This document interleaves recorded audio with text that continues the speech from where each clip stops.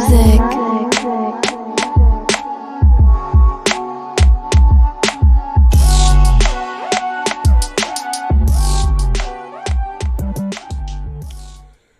I love how Sheamus still falls. Or like one of the Viking Raiders It still wasn't Sheamus. falls. Like, wait, Sheamus is not there. Yeah, sorry, it's one of the Viking Raiders. This is amazing. It was... Michael Cole still trying to sell it. And then all of a sudden, like, Zelina and BFAB and all of them were all, like, just doing spots just to kind of get the crowd back in their favor. Like, here's the thing. Of all... Doing so bad! Taekwon, sorry about that technical difficulties, but we are here. We're doing all right. I'm assuming. Can only speak for myself. And oh man, what a 7 days. You know what makes it worse? Well, it was in Chicago. It makes it better. What are you talking about? Hey man, that's just good booking. Who forgot to pay the YouTube bill? YouTube forgot to pay the YouTube bill. Although YouTube's going to be rolling in dough. Well, did you hear about NFL Sunday Ticket? I again heard of it. I don't know details. So NFL Sunday Ticket. I saw like NFL's being streaming on YouTube or something. Well, it's a subscription service that they do. So I can I have Sunday Tickets. I bought it this year. So a lot of people do it around the world. So it includes out of market games. So I don't always have to watch the Jets and the Giants. I can watch any game that's not on national TV. You can watch good. I can watch good football. Yeah. And so I just watch all the Raiders games, but mine also includes Red Zone. Oh, dude, I knew I was going to ask you about something. That Raiders game the other night. Amazing. That finish, I've watched that 100 times. The only thing I wish it was so hard. I wish it was Tom Brady getting the stiff arm, but it's not. Oh, dude, no, Mac Jones is way funnier. He kind of sort of tried, but not really. Try. He did not try. He gave up. He chose his career. Smart man. I was just like, dude, I was going through Facebook today, and I was just like, it's even better with the Titanic music, and I watched it, and it was the Titanic music one. Dude, it was just Belichick running off the field. It's just like the whole thing was just comedy gold. You know what's really bad? All the former NFL players who are analysts and stuff now, they're like, that's the dumbest play we've ever seen in the history of football. Yeah, it is. It is the dumbest thing I've ever seen in the history of football. It's dumber than the time the band went on the field. The band play is amazing, okay? That is the band play is the greatest thing I've ever seen in sports. But it is the dumbest thing, and it is the dumbest play in sports. Do you know who was a quarterback? How did nobody tackle him before the end zone? Do you know who the quarterback was on the Stanford team for that game? No, I don't. John Elway. No fucking way. Yeah. John Elway loses that game. Ironically, years later, they did get in touch with that trombone player that got wrecked in the end zone. He's like, work. Oh man. But yeah, so yeah, he gets truck stick. So funny. I love that. The band is on the field. Like the guy doing the play-by-play is great. The best part. He's like, what the fuck is going on? Oh man, so Sunday Ticket is like a huge streaming service for the NFL because they make a shit ton of revenue. Because think about all the fans and people who use it, and it was a big revenue for DirecTV. So but the DirecTV contract was coming up, or this is the last year of DirecTV. So they're going to YouTube TV, or no? They originally were going to go to Apple TV. Ugh. Apple TV backed out just recently because it doesn't make sense for us, which is fucking stupid. Why wouldn't you want NFL money? But now the front runner is apparently YouTube/Amazon. So essentially Google and Amazon. So what I've heard now is that it'll be part of YouTube TV, but also potentially as well Amazon Prime Video. That makes sense. Interesting. Yeah, dude, if I'm NFL, I'll be like, who wants the rights? I'll sell it to all of you. But also, Amazon Prime Video is perfect for that type of thing. Their streaming service is really fucking good. Yeah, no, it is. It's Amazon. They do everything their Thursday Night Football is really good streaming. Quality is fucking fantastic. Their servers power 2/3 of the internet. Mm-hmm. AWS powers like 2/3 of it. It's like AWS and IBM power like 90% of servers on the internet. And you know those weird NFL facts where they show you like how fast the person's going or like Math facts? oh but no, but like they'll show you in like real time like how Oh, that's cool. that's all powered by Amazon. Of course it is. Yeah, so what they did is actually there's microchips in the players' football pads that track them. That's naturally. Yeah. I mean, duh. Here's the thing, they're probably selling that data too. Whatever. It's pretty cool. But Amazon's like, yeah, we're gonna sell the fuck out of this data. Who wants So it? like when you watch Thursday Night Football on Amazon Prime Video, there's a whole streaming channel where you can watch the game and you can see all the live like Amazon Web Service stats that they track. That's really cool. Yeah. Wow. So like I'm hoping it goes to Amazon and Google because they're just like, oh yeah, we got NFL Sunday Ticket. It's free with Prime Video, like with free with your Amazon Prime subscription. I'll be like, perfect, sold. Done. Yeah, dude, Amazon's one of the coolest oligarchs out there. I mean, they kind of control public policy, but their service is really cool, and I get shit here mailed in 2 days. Exactly. Like what? But yeah, I'm very happy about that. Hi, Mr. Fretz. They're analyzing Hi, Mr. Fretz. words. Yeah, no, I mean they are like they didn't know what it was before. We've got to pay a YouTube bill. Yeah, that was me, Charles. Sorry. Oh man, I know we're not really talking about anything that happened this week in wrestling, but did you see the Thick Boy came back?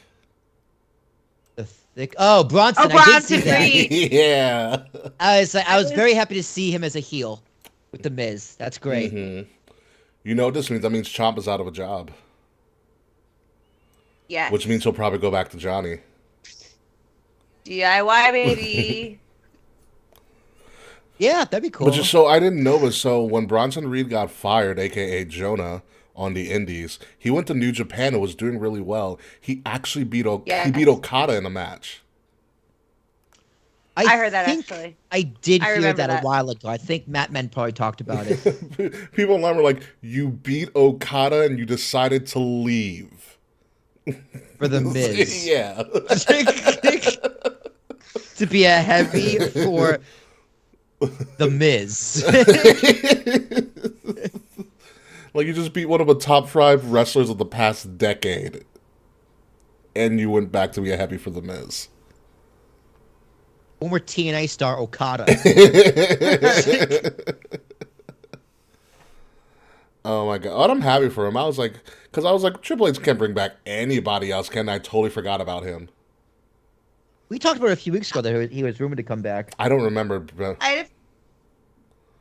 I had a feeling he would come back eventually, but I didn't think anybody else would come back until after the holidays.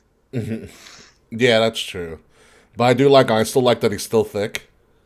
Like he's so thick. That's a good point. Yeah. 3 C's.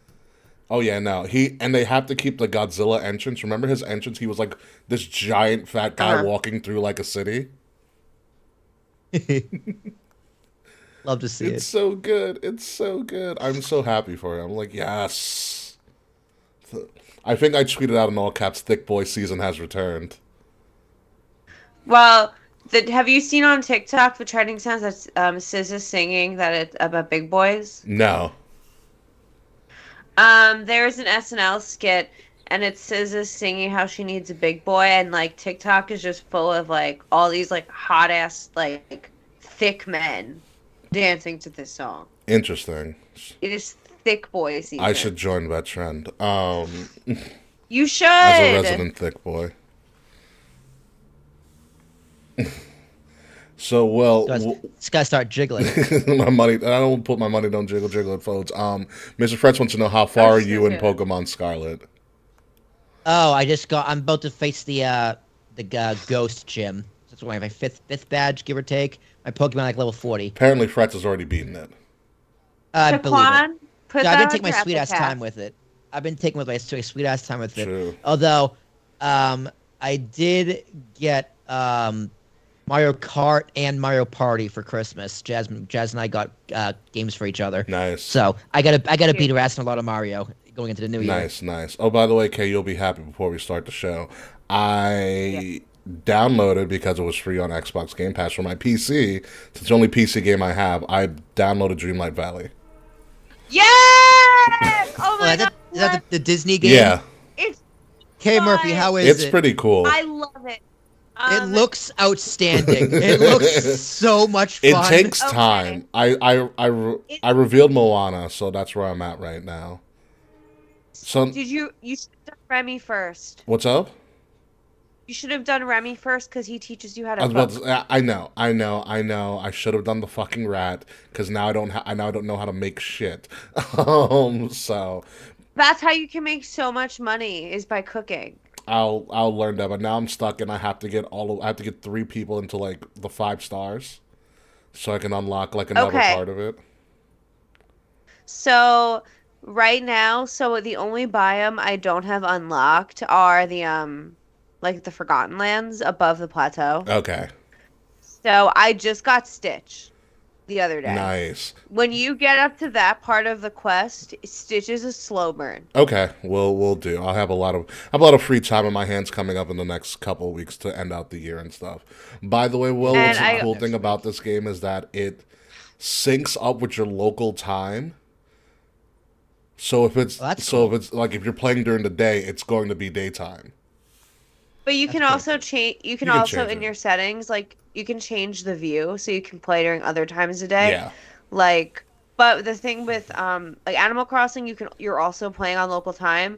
The difference with Animal Crossing is you can time travel in the game by changing the time and stuff on your Switch. Oh. Don't do that for Dreamlight Valley. It will fuck your progress up. Well, it's not on my Switch at all. It's on my computer. It's on my desktop. Well, that's right. You're on the computer, so you probably don't even have to worry about that. But with Animal Crossing, that is probably a game I would get on Switch. Dreamlight Valley. Mm-hmm. Dreamlight Just Valley. So casual. So I have it for Switch, and I also have it on my Mac. It plays better on my Mac. It's like it can be shaky as fuck on the Switch. Yeah. But the Switch, I just end up playing it more just because I just grab it. That makes sense. It's portable. I play my Switch all the time. I fucking am obsessed with this thing. But I hook up my PS4 controller to my computer, and I play that way. Gotcha. When I play on the computer, I love it. It's so much fun. And I even went into playing Animal Crossing the other day. I wanted to check in on everyone, and it's not as good as Dreamlight Valley, and I'm really upset. Damn, homie. Because it shattered the glass. I love Animal Crossing. It's a great game. It's fun, but Nintendo kind of gave up on it a year ago. Yeah. But they're not releasing updates and stuff anymore. Ooh. Besides system fixes. So the game's kind of just dead. Yeah. Whereas Dreamlight Valley is still it's so fresh and they have so much more to add. Oh yeah. I'm only loving $30 too. Well, I got mine's cheap. a part of Game Pass, so I didn't pay anything for it, so thank you, Xbox. Yeah. I bought myself the one for Switch, and Dylan got me the Mac version for our anniversary. Nice. Anniversary? How long has it been? We just a year. Shut the fuck up. Uh-huh. Damn.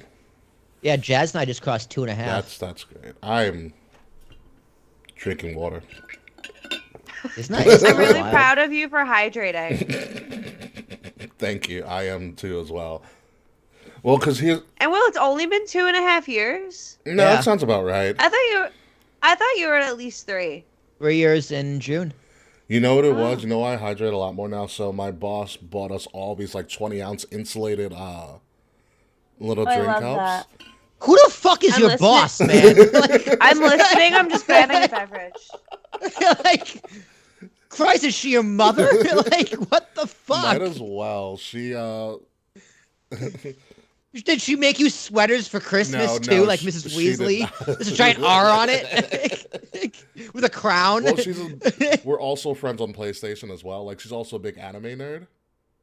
Amazing. She's the one. So when I first got the job, which has been a year since I got this job, she's like, yeah, just tell me when you want to go off. It's perfectly fine. I essentially when I first started, I didn't really have the PTO time saved up to take off to go to Mania for a week. but we like made it work. And it's worked. But like she also she's the one who's like, oh yeah, I take off every year for New York Comic Con, all 4 days. She's like, I encourage you to go. Yeah, no, my same thing at my job. They're very much like, use your PTO. Well, here's the thing. I have PTO, but I also have personal days. So I get 5 personal days a year where I can be like, yeah, I'm taking off personal day. No questions asked. Yeah. No questions asked. Too. So for us, like we have They don't roll PTO, over though, but so, we like, but it's kind of a bitch. But our sick time isn't just like obviously like I have the sniffles. Like it translates to mental health days as well. Yeah. So we can use it for it's called like wellness and safe time. yeah, I have. Dude, I use my sick days to go to Nashville.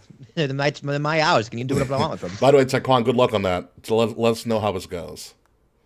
But yeah, Taekwon, rooting for you. yeah, I'm rooting for you. I'm always good things for you, Taekwon. But you know why I got all of this random ass shit. So what happens is, since I work for a nonprofit, a lot of our money is funded by Medicare and Medicaid because it's a government-based organization. So they send you sponsored presents? No, not even that. What happens is, I don't know if you guys know this. There's a thing called a spend down. So let's say we get X amount of money. Then the state will be like, did you use all of that money? And what did you use? Yeah, you have to spend it. You have to spend it. You have to spend it. Oh, like a surplus kind of? No, it's like the state gives you money, but the state has you have to show proof that you use it for something. So essentially, yeah, so like if you have you got to prove you use your budget so they can have an excuse to give you more money. Correct. Okay. Yeah, so what happened was... they just buy you guys shit. Well, here's the thing, Kay. If you don't use your full budget, they're going to take away part of your budget. They're going to give you less money, yeah. Well, that makes sense. I get that. So what ended up happening is that... You just buy bullshit. Pretty much. Everyone gets PS5s. That's what happens. So what happened... You got to spend it somewhere. So what happened was the pandemic hit and had all this extra money that they didn't use. So, like... right before the end of the year last year when I got in, she was just buying anything she can think of. Because you have to... Can we get raises? No! But, like, you have to spend the money on something. Yeah. So that's why I have, like, this... you weren't here when Will and I were talking, but I permanently work from home now, Kay. Shut up, really? Yes. Welcome. We've gotten rid of our office. Well, my department has gotten rid of our office because we proved that we don't need it. He's probably saved so much money too. Oh my god, do you know the last I've only filled up my car for gas once in the past 2 months. Yeah, it's been a while for me too, actually. You know.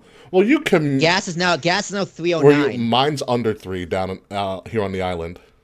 Oh, you bastard! Yeah, I saw $2.95. It's literally been like a year. I saw $2.95 today. I think by me it's like I think it was like $3.30 maybe. That sounds about right. Yeah, it's $2.95 by me. I don't drive here, so it doesn't matter. I pay $2 Subway. Yeah, so you guys can meet today. I don't. Yeah, so when my whole team, we met before our holiday party last Friday. And she's like, yeah, I have all this shit. Fucking take it. Like, we're not in this office anymore. Take it all. Uh-huh. So I have a new little desk organizer, multi-tier desk organizer. I have, like, cans of hand sanitizer. She was like, anybody want a can of air? I was like, abso-fucking-lutely. A can of air? No, can of air for electronics are fucking amazing.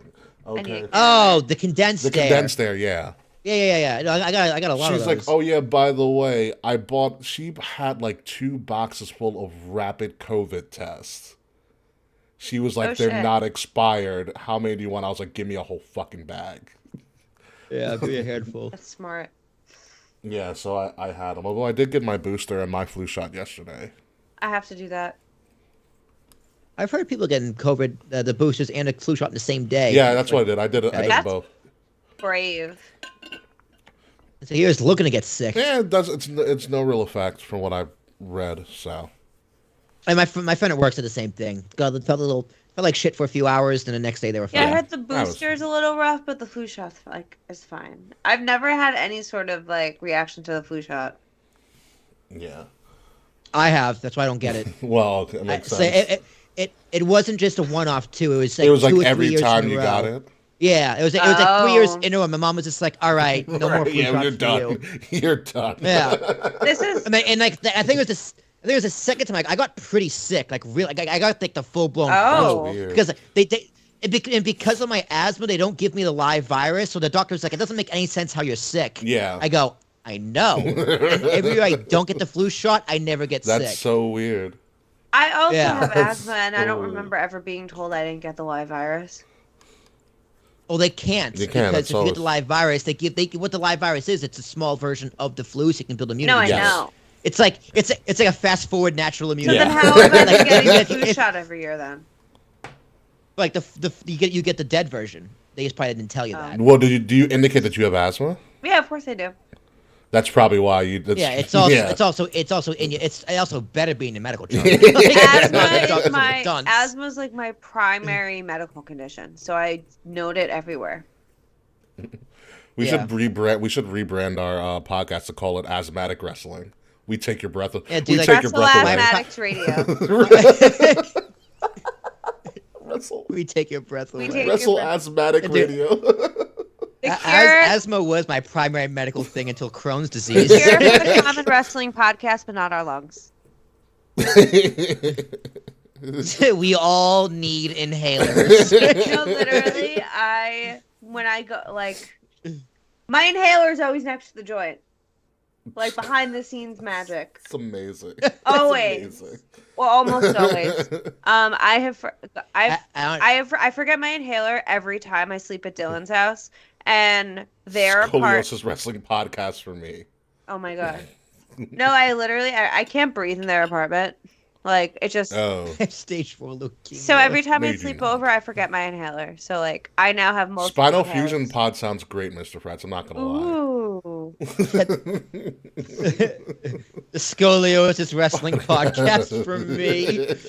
I have slight scoliosis. My doctor's like, yeah, it's so slight. Who gives a fuck? He's like, you're fucking fine. He's like walking Yeah. off. Although eventually, because my shoulder, I'm gonna have severe. The doctor said severe arthritis in my right shoulder. Have fun Eventually, with that. I'm Backbreaker pretty wrestling. sure. yeah, it's gonna be awful. I have to go to a doctor, but I'm pretty sure I have arthritis in my hands. Which Yeah, arthritis does not sound No. No, fun. it does not. my hands and shit like hurt and lock up literally all the time, which is not good considering my job is typing. Yes. So before we get started, folks, please, if you haven't already, like this stream, like, share, subscribe, so that you get alerted to when we post a new video, this will probably be our last live video for the year. This is our last live video for the year. So it is going to be a lot of free-form bullshit until we've run out of things to talk about in this past year in wrestling. So I'll probably open up my laptop so I can remember half the shit that happened this year. But Will Terrence, are we ready to move over? Yeah, I'd actually think about what the fuck happened this year. Well, it's I've going been- to be a fun time. So And I was like, oh yeah. I watched one video. I watched like Cultaholics, like synopsis of 10 great things that happened this year. Then I fell asleep. So I've been Googling it this whole time.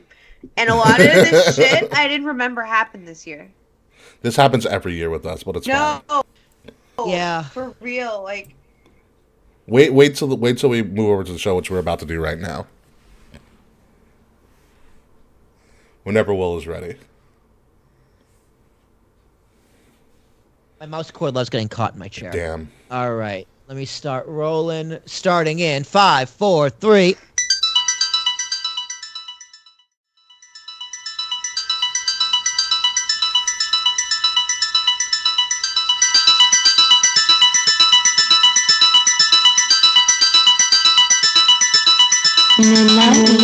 Coming up this week on Kings of the Rings podcast, it is the most wonderful time of the year, but time where we finally take a fucking break from doing this weekly podcast. Thank God. But before we do that, we got to recap this entire year of wrestling, the good, the bad, and CM Punk, obviously. So sit back, relax. It's our end of the year Wrecktacular episode number 321, exclusively on Wrestle Addict Radio, starting in 3, 2, 1 right now. Oh, that was lame.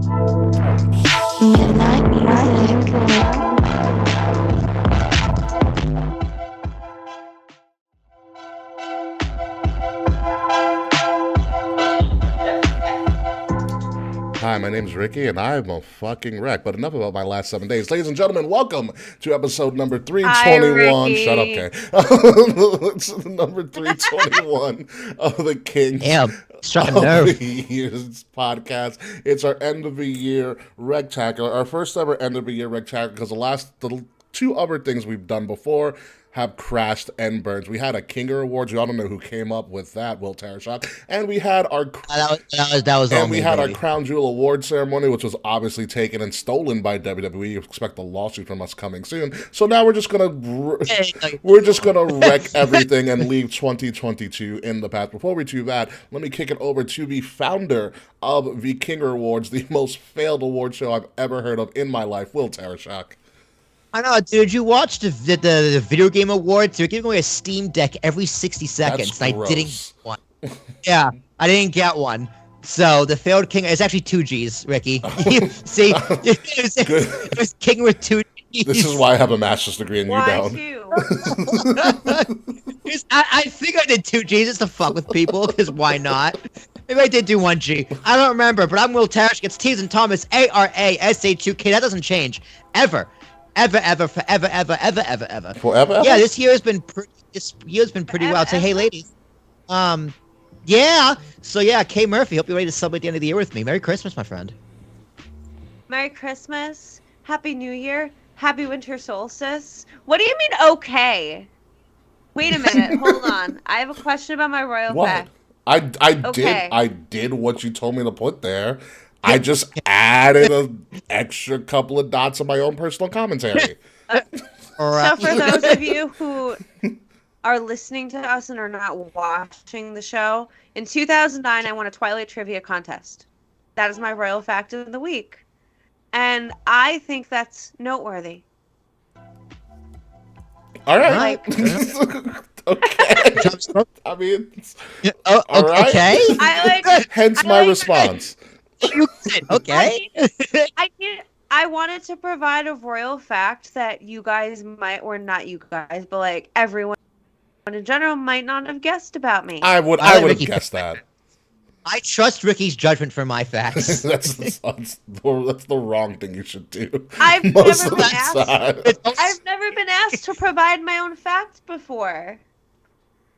Well, the one from last week, which you weren't on, was it said you have a box of meat coming your way, and I didn't want to keep that one. So I was like, let me just change it. Of meat covered. So I figured we'd change it up. It's like nothing. There was nothing that like I felt was like relevant to like in my life. Like I just saw Beetlejuice on Broadway. I didn't want that to be like I was gonna make a Tyler Perry reference for you, but I was like, let me just ask them and see what's going on.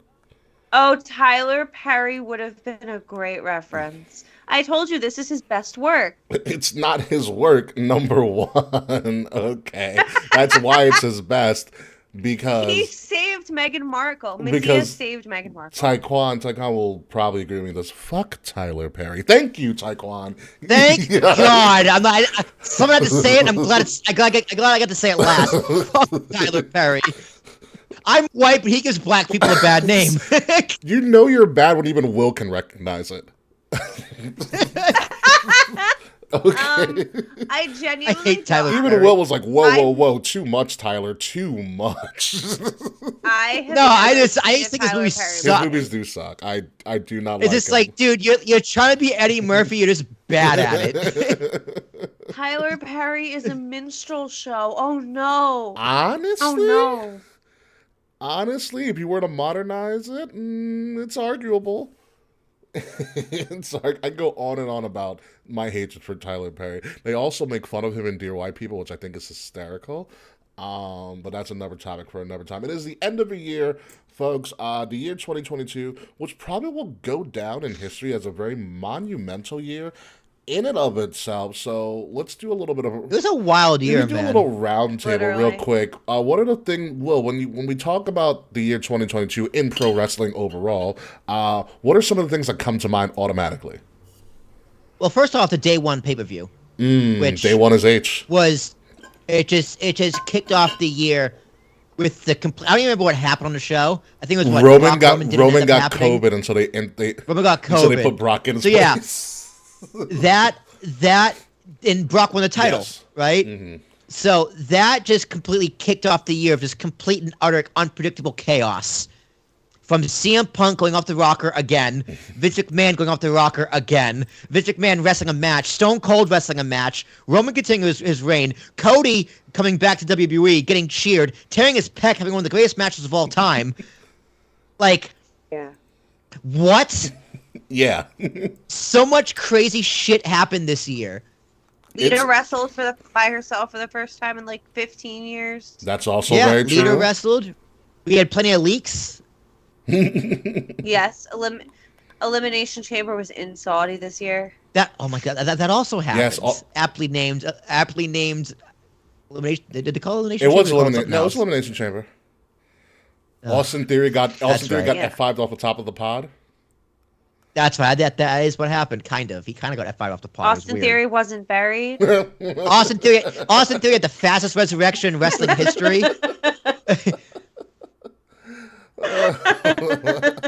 Oh my! Tony Khan bought ROH and did nothing with He it. put on one show. Yeah, Tony Khan wasted money again. Surprise, surprise. Oh man, K Murphy. What about you? What are some things that come to mind? Jeff Hardy's DUI comes to mind. Of course. Yeah. This is a bad year for your favorites, K Murphy.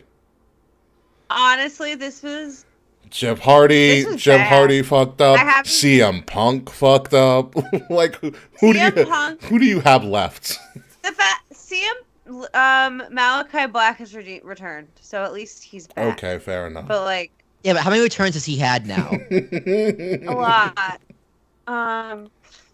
But what's fucked up about the whole CM Punk situation is he posted something like yesterday or today with like FTR, and it seemed like a wrestling kind of environment. So like, I know if he comes back, I'm gonna still mark the fuck out, even though I know he's an asshole. Like, I don't support his temper tantrum at the AEW media scrum. He literally ruined everything. Yeah. So 2022 taught me that your heroes are stupid, and they will disappoint you and ruin. No, your could've hero been is the- stupid. Thank you. Because I didn't want to say it. Okay, wait a minute. Who are Ricky and Will? One's Iron Man and he saved the world. Okay. Not And he's also not He's real. also not real. Well, who's my hero? Well, my parents. My parents are my heroes. If I'm being honest. Mhm. But I if can't wanna talk play like shit that, if I about want your to play like, parents, Will. Who are your non-family heroes? One's behind Well, me. I guess- One's Michael Jordan. yeah, his if Ernest. you want to say in pop culture and entertainment, yeah, Aaron Judge. What you got, Kay? Okay. You gonna say it? Yeah, he didn't go to. He left like $40 million on a table to not go to his hometown, Also, stay on by the the way, Yankees, well, and become it's captain. Captain Aaron Judge now, not Aaron Judge. Captain Aaron Judge, you're right. Yeah. Oh, Captain he's a Aaron captain Judge. now? Mhm. He is. Oh, captain, my captain. Yes, he got named captain today and took a picture with Jeets. Yeah. Congratulations to Aaron Judge. Yes. One of mine heroes is the GOAT, Michael Jordan. Oh, piece of shit though. I don't care. Yeah. Don't care. Michael Jordan. Yeah, I don't know. I don't star care of either. The 1996 classic Space Jam. Yes, the best Space Jam ever. Fuck the LeBron version.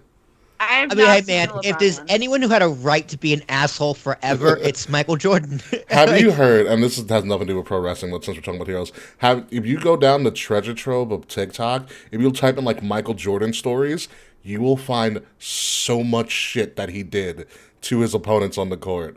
So I think it was one time, I forgot who it was. It was some prominent guard that the Bulls were facing, and the person that usually guards Michael Jordan was injured. And so Michael Jordan knew, and so they crossed in like a hallway before a game. And Jordan's like, "Oh, I heard you're injured. Who's guarding me tonight?" And he said somebody else's name. And Jordan goes, "Ha, 50," and walked away. Jordan dropped 54 on the guy. Oh, the Jordan stuff is absolutely wild. There's another time where it was right after Jordan retired. This is one I didn't really know about. The Bulls drafted some Corey something, like right after he retired from the Bulls, like after the '98 season, and this kid that they drafted started talking shit during the year that he was better than Jordan and he could beat him one on one, blah blah blah blah. So as the story goes, they had a game in Atlanta. Jordan flew to Atlanta, met him in the hallways, like, "Oh, I heard you're talking shit. I'll see you at practice the next day." Goes back there to Chicago to the practice facility, shuts down their team practice, and beats this kid one on one. The rumors are that Jordan was beating him so badly, Jordan was telling him what he was about to do and doing it on him, regardless. God, talk about petty. And here's the best part. Apparently, the last thing Jordan said after he beat him, he goes, "Don't ever bring me out of retirement again."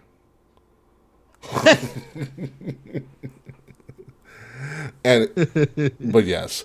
Anywho, back to wrestling. Wrestling, this is monumental for me. I think a lot of the big things in wrestling were that it became I think it was the real time that we finally started seeing something close to the Monday Night Wars, where people were jumping back and forth at like a record rapid pace. Especially after, I think, which is probably the most important story in all of wrestling, is the someone say the downfall, but more importantly, the departure of Vince McMahon. I think is the big thing. Once Vince McMahon went down, you saw a huge shift in the way WWE did things. You saw a lot of people start to go the other way and returning towards WWE at a feverish pace. And it was after a time that, Vince was putting on very good shows. SummerSlam was a great show. WrestleMania, the first real 2-day WrestleMania, because the Tampa one doesn't really count. The first real 2-day WrestleMania was damn good. Like, really, really fucking good. And I'm glad that that's probably the last WrestleMania that Vince McMahon will ever be at, which is kind of crazy. Vince McMahon and Stone Cold. And Triple H, because Triple H also retired in the middle of the ring. So you think about that, you thought the CM Punk debacle, which honestly, when you think of CM Punk's little meetings from debacle, that was the biggest black eye AEW's ever had, and it took a long time for them to recover. They're still recovering, and they put the title on MJF. Like, and they're still recovering. Well, thank God, honestly. Yeah, but those are kind of the big stories. So let's move on from that. Like, when you think of 2022, let's move on to the most obvious point of the year. Who's your wrestler of the year, gender notwithstanding? Ooh, that's a great question. CM Punk, obviously. I do want to say Roman, just because he is number one. He's just the best of the best. But it probably, in reality, is Seth Rollins. Seth Rollins has been there every single week.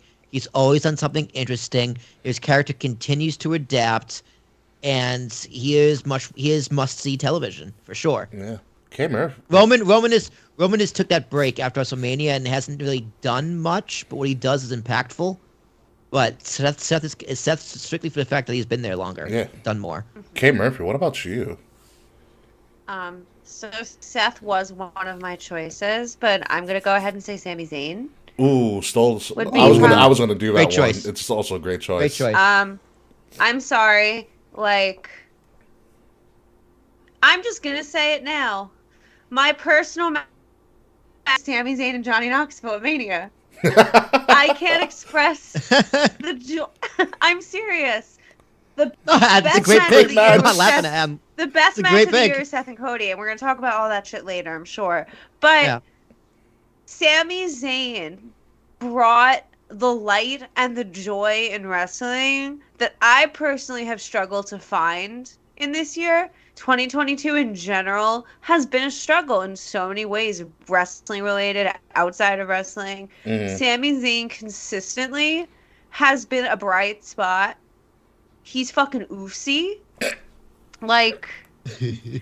He's just everything.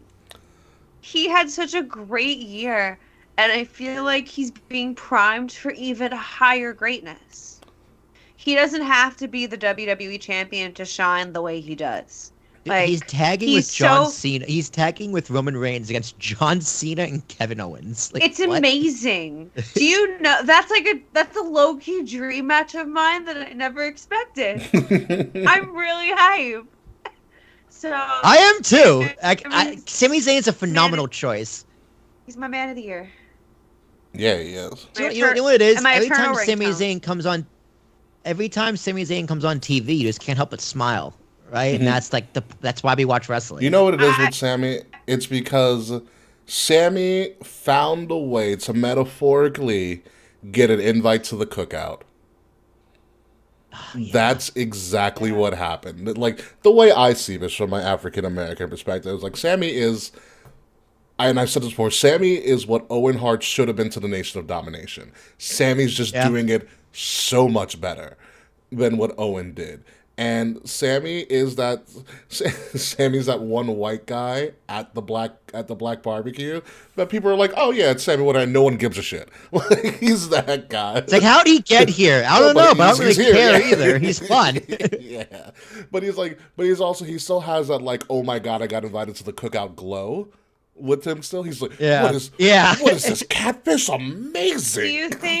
Do you think Sami Zayn would be invited to bring a dish to the cookout? No, not yet.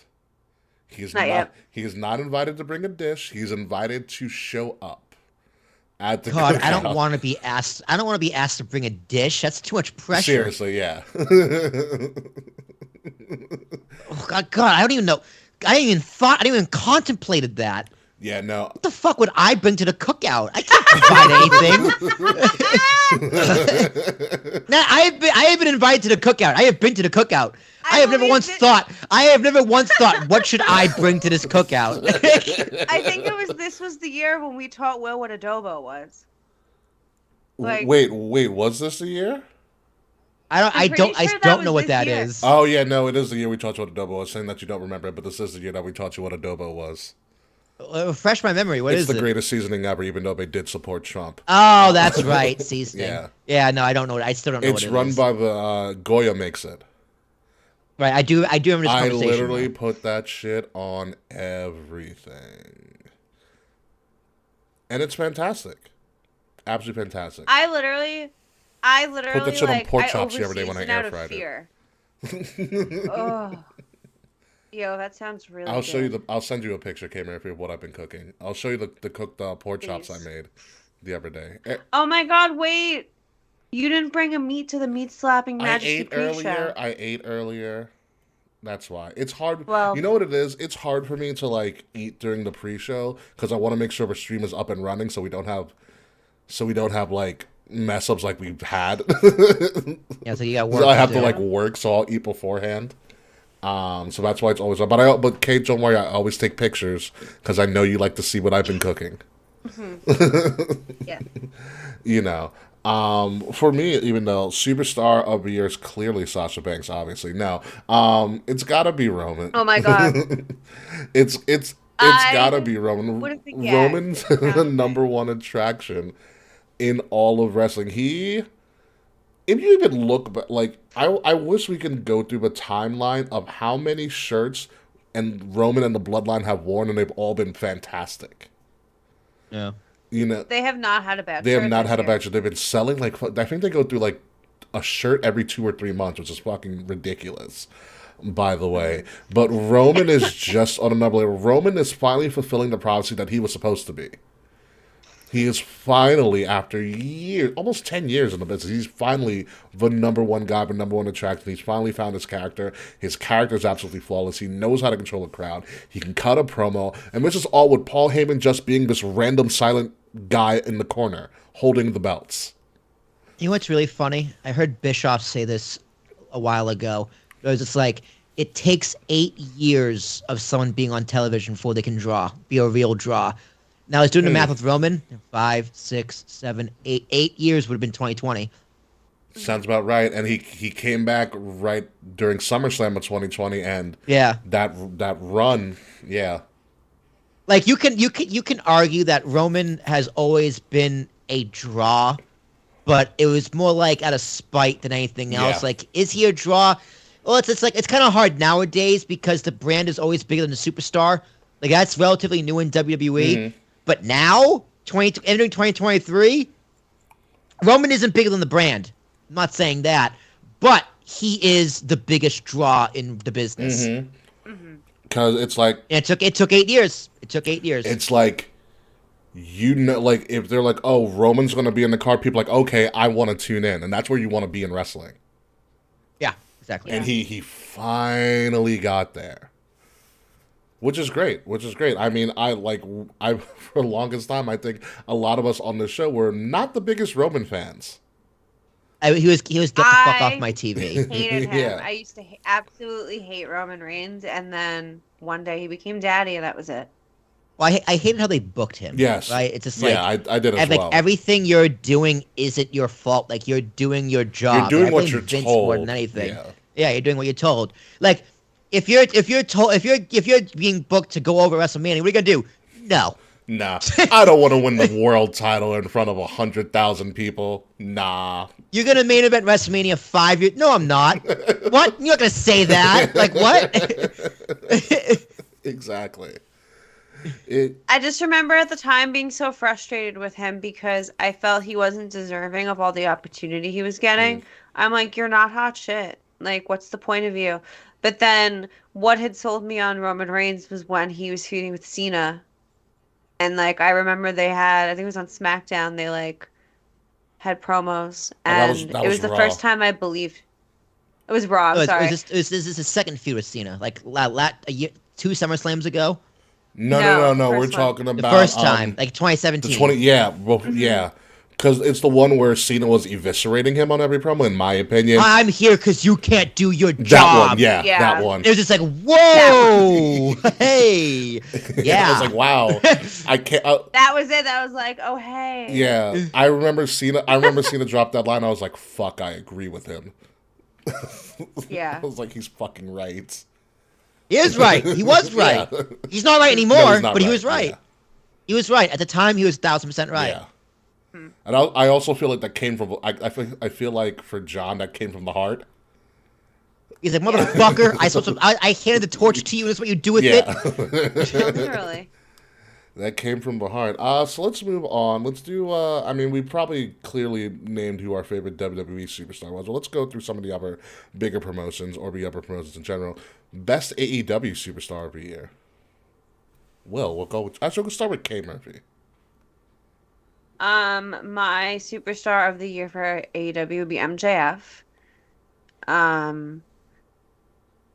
I'm so excited that he's like finally a champion and finally being looked at with the recognition he deserves, but both negatively and positively, MJF has been like in people's mouths for so many different reasons. Like he dipped for 2 months, like saying he's going to go to WWE in 2024. He had the dog collar match with Punk. Like He's still saying he's going to go to WWE. That's also me. And he is. Yeah. Don't be surprised when he does. 1,000%.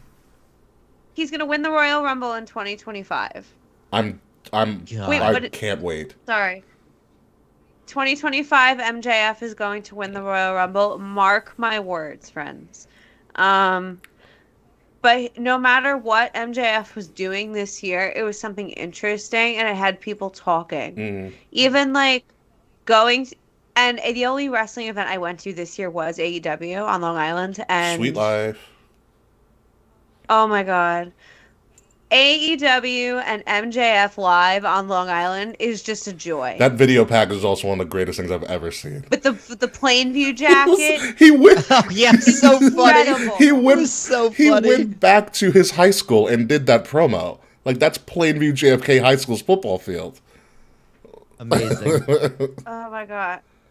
I die every time just because like one of my first real boyfriends went to Plainview at JFK and I'm just like, you are like Honestly, wild.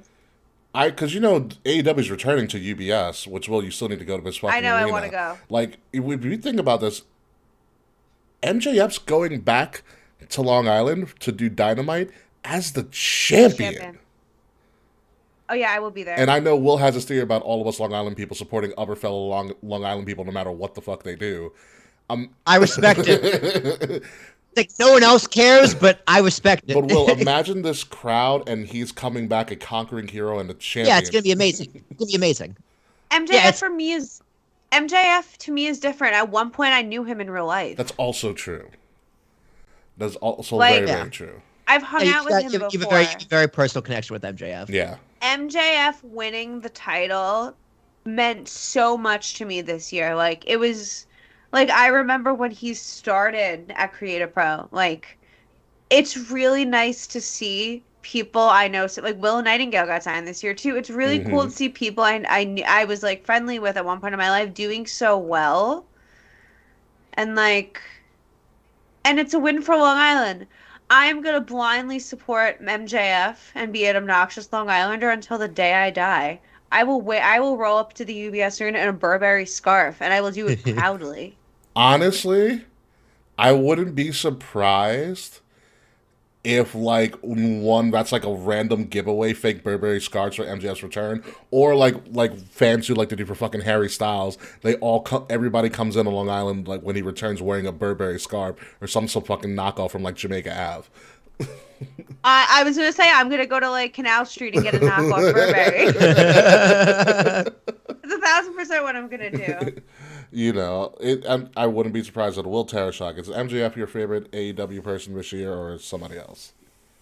Well, he is my favorite by far, definitely. But the best, the anchor, the weight, the heart and soul of that company is Jon Moxley.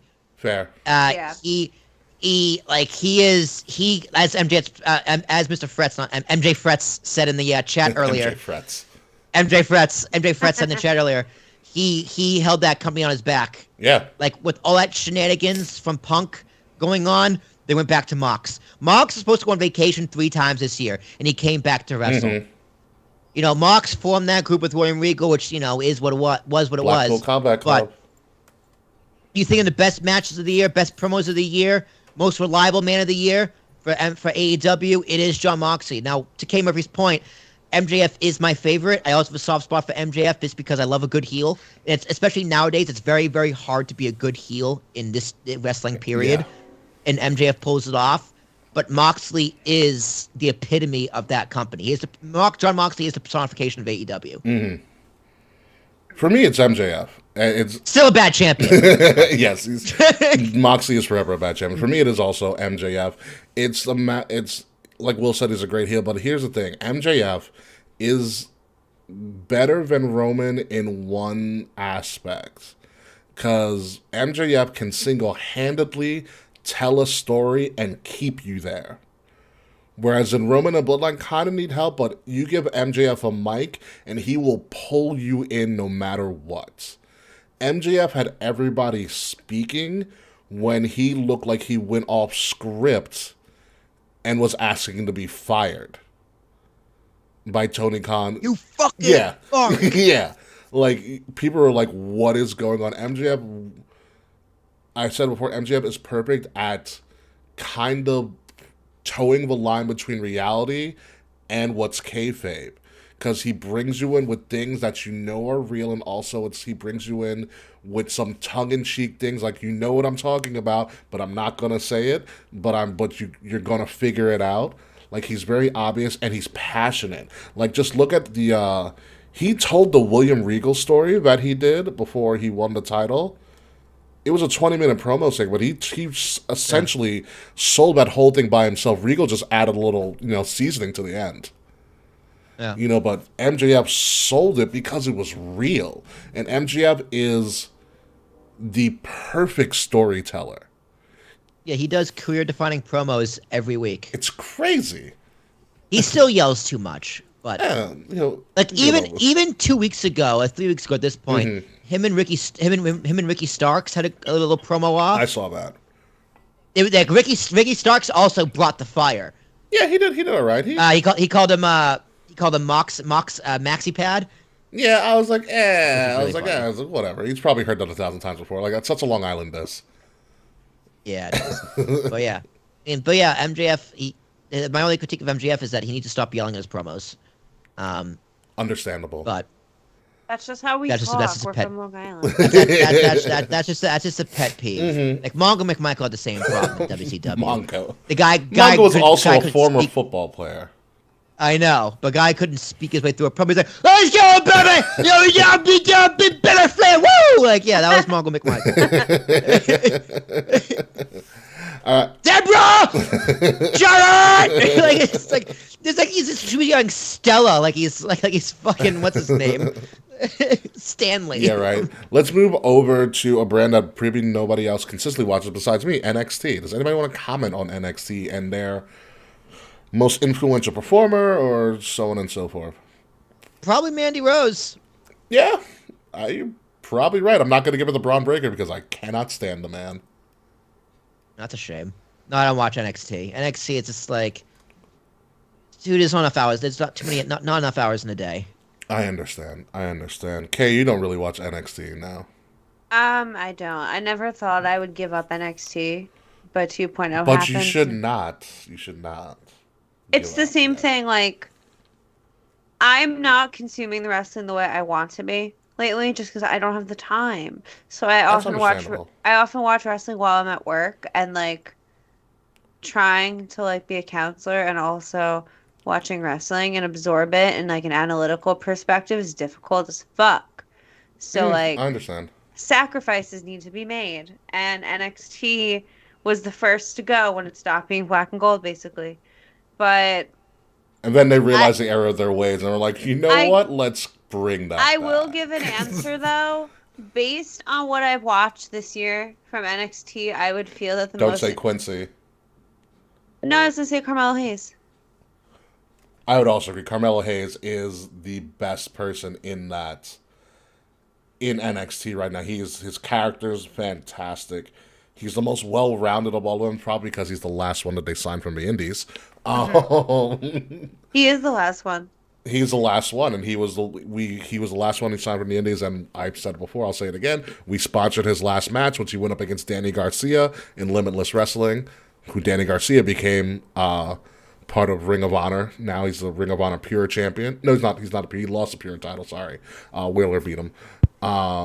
So it's good to see those two guys coming up. I am waiting for a day, speaking of Long Island people, I am waiting for a day where somebody signs PB Smooth, our good friend and brethren who's been on the show multiple times. Because he's putting in a lot of work. And when that happens, that'll actually be a personal joy of mine as well. Because I grew up with him. I would die of excitement. You know. And that kid, if you follow him on any of his social media, he puts in a crap ton of work. Like, that man is dedicated. He's always doing so much good in the world. Like, he's genuinely such a nicely good person. He legit has his own scholarship fund for his college that he got his master's from. I know. You know, and he's always up at like 5 a.m. in the morning in the gym. It's absolutely nuts. Like, he's gonna be big. He's gonna be big. But Carmelo Hayes is already a big deal, and it's any day now he shows up on the main roster. His character, him and Trick, you got to have Trick with him. Because Trick is also amazing. He can't wrestle, but Trick is so fucking good. That's being I love that his name's Trick. Trick Williams. Dude, that's the thing. Vince McMahon would be like, I don't know a lot, but I know we can't use the name Trick. No, Vince McMahon would be like, oh, Trick, you're like the son of Slick, right? No, Vince just goes up to him and he goes, so, hey, I'm somewhat of a pimp myself. Oh. Like, the Will Dafoe me? No, I'm somewhat of a pimp myself.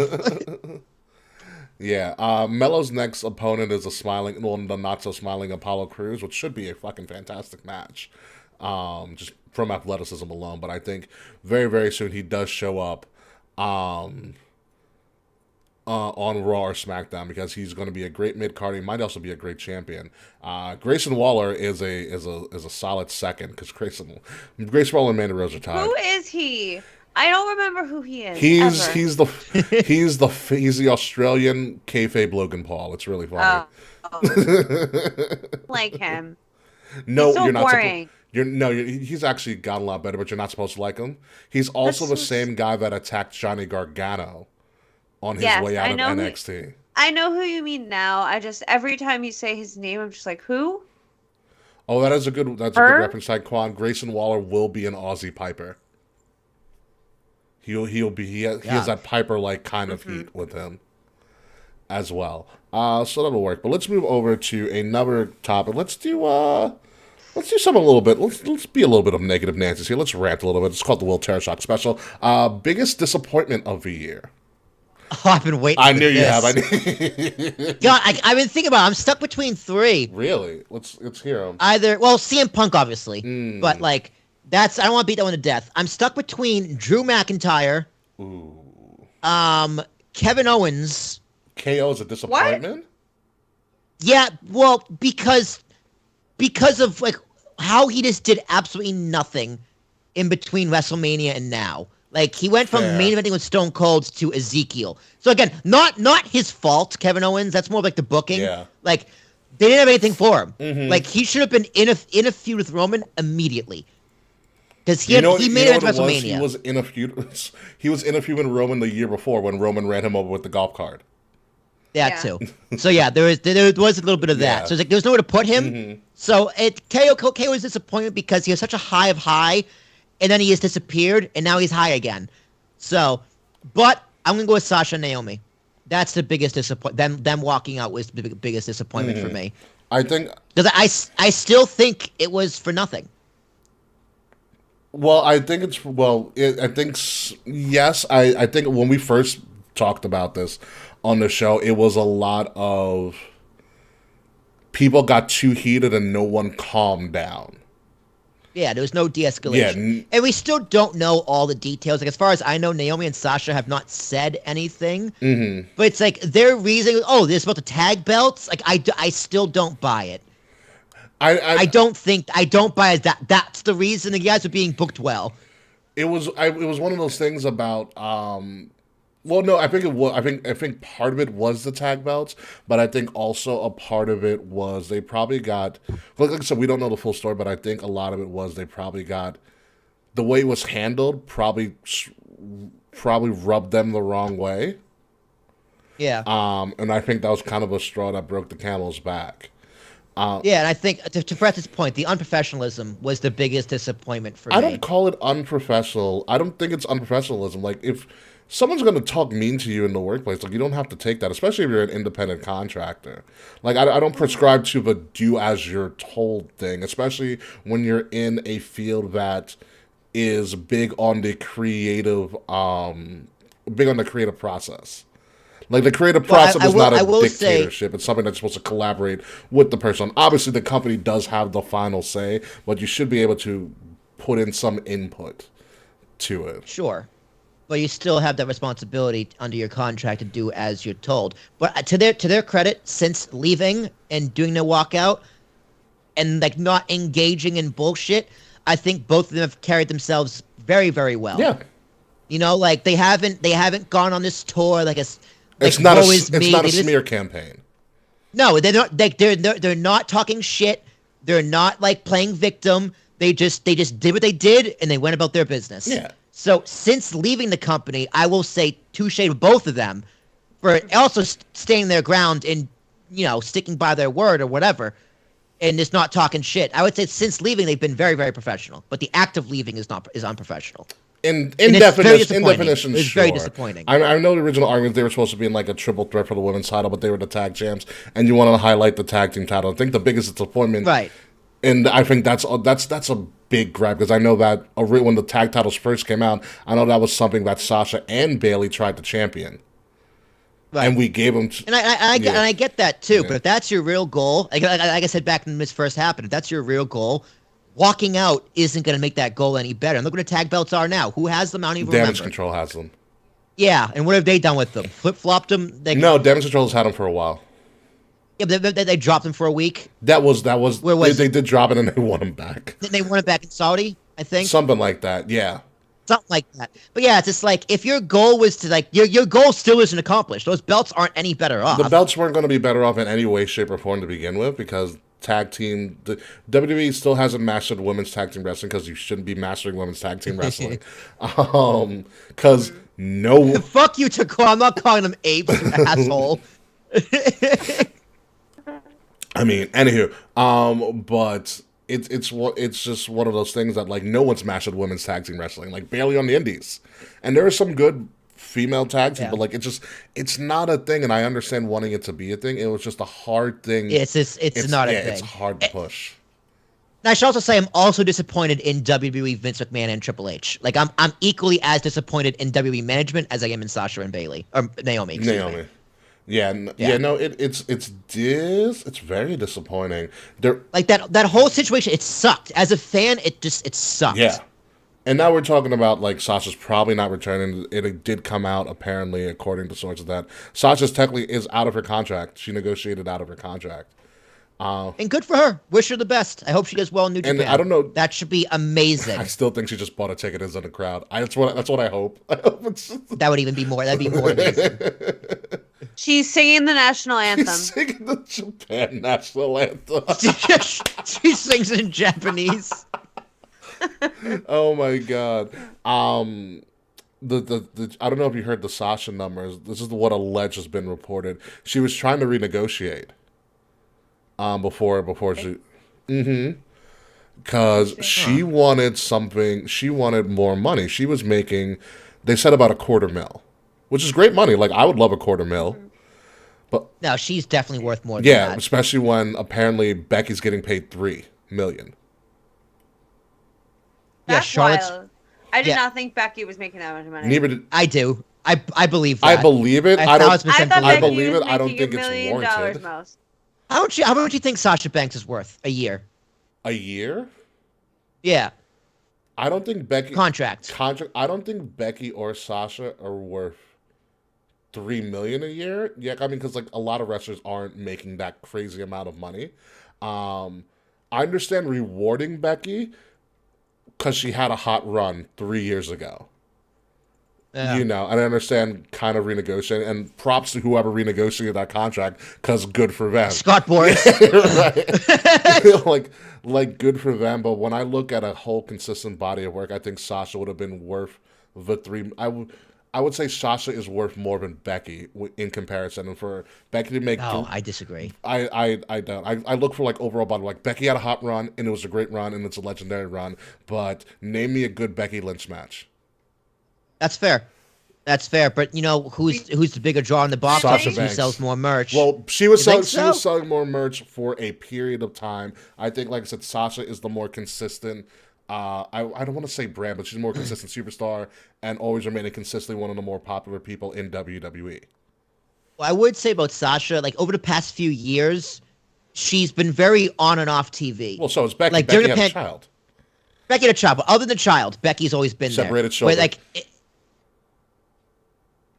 okay, let's say pre-pandemic, right? Because even pre-pandemic, during the pandemic, Sasha and Bayley were carrying the program. Well, I was gonna say, with the exception of the pandemic, Sasha worked the full pandemic. Yes.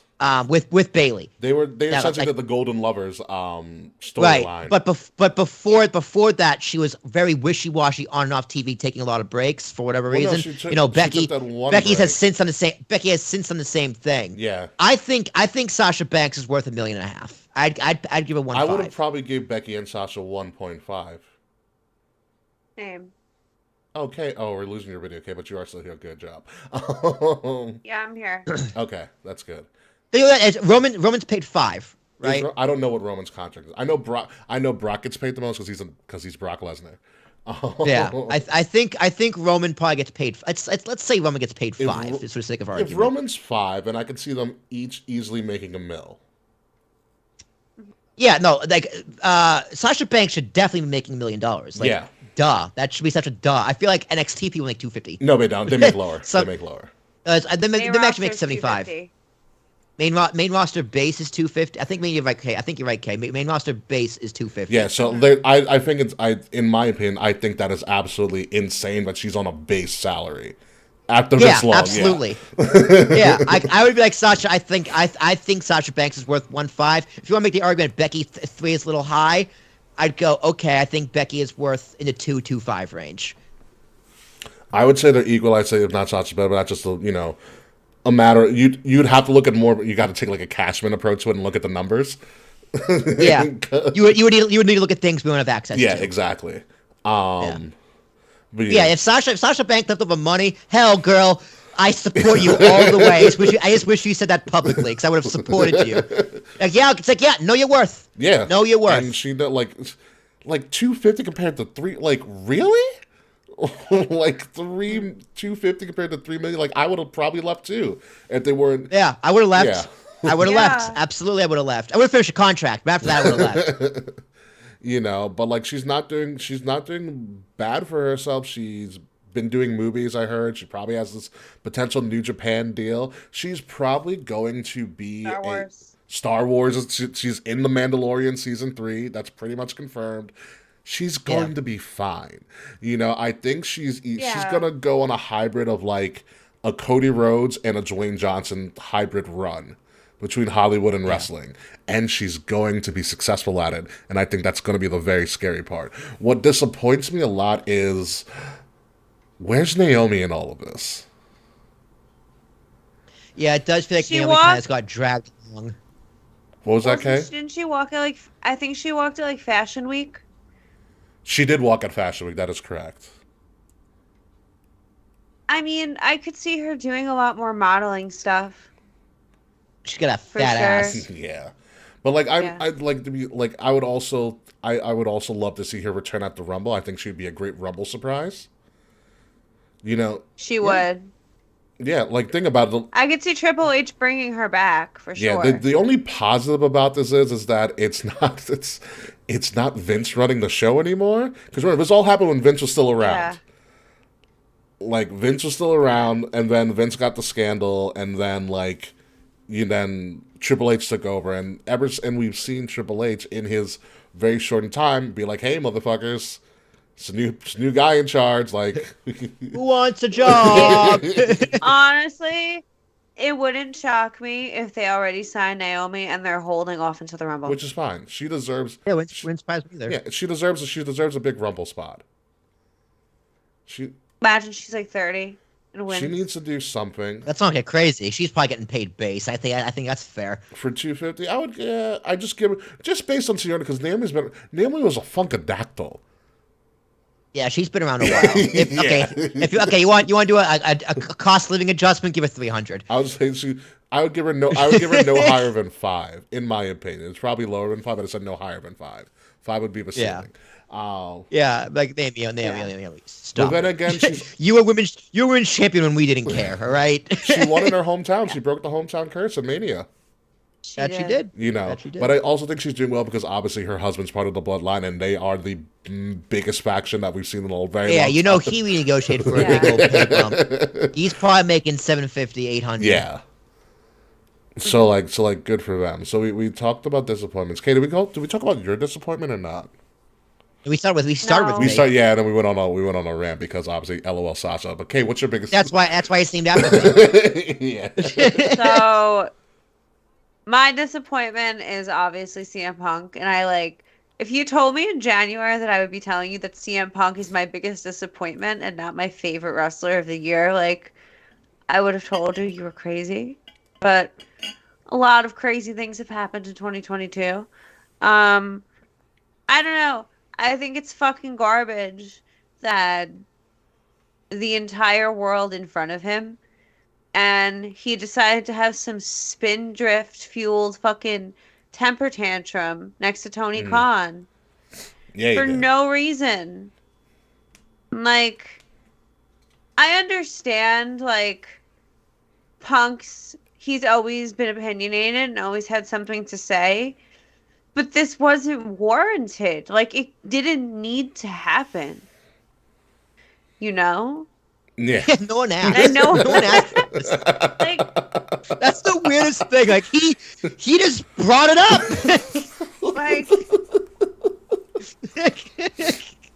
If it were... No, it's hey, Colt Cabana. And no, he brought up Colt Cabana. He was wanting someone to ask him about Colt Cabana, and he's like, "Oh, no one's gonna ask me about Colt Cabana." No, because we're not. In case any of you were wondering how I felt about Colt Cabana, I gave him money. Thanks.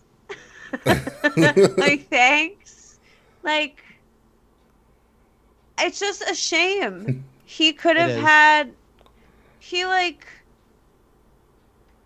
could have had, like, the best year. Plus, he got fucking injured. Like, so despite being suspended, he's also out on injury on top of being a jackass. No, literally.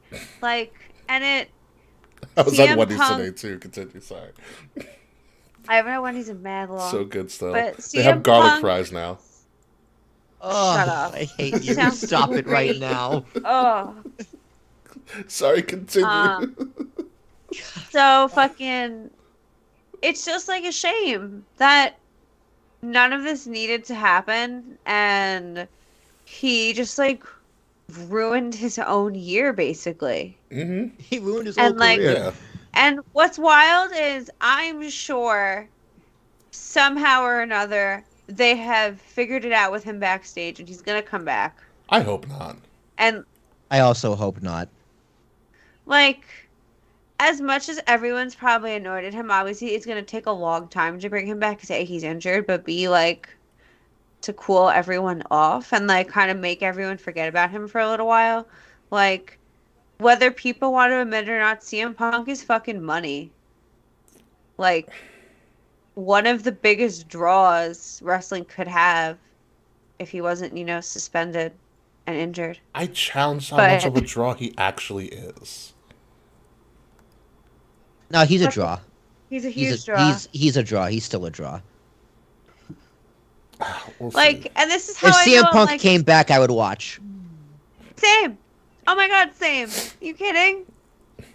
They announced Punk if they announced Punk right now for the AEW show on Long Island, you bet your ass I would be buying tickets on sale at December 23rd. Honestly, okay, I get it. He's because I would buy tickets to boo his ass out of the building on Long Island. That's still that's I the probably would too. whether you love CM Punk or hate CM Punk, if you're going to the show to either support him or to boo him out the building, that is a draw. He is drawing.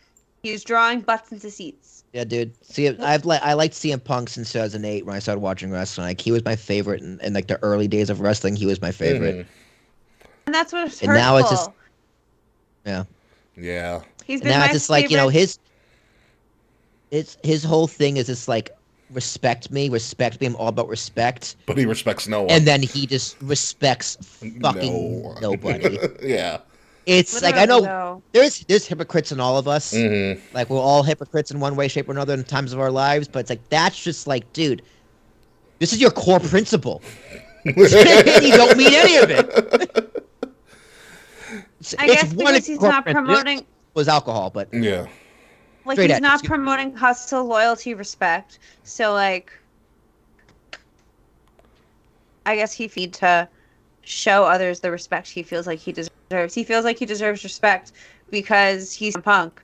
He's the yeah, guy That's not that enough everyone anymore. has been cheering for 7 years. I agree Yeah. with you. like everyone should respect me, that's but the I don't. thing. I don't have to respect you. It's like, dude, it's a two-way That's street, not true bro. at all. Yeah. A two-way street. It's- Respect is always a two-way street. CM Punk's my favorite wrestler, and he'll always be my favorite wrestler. But, like, I don't know.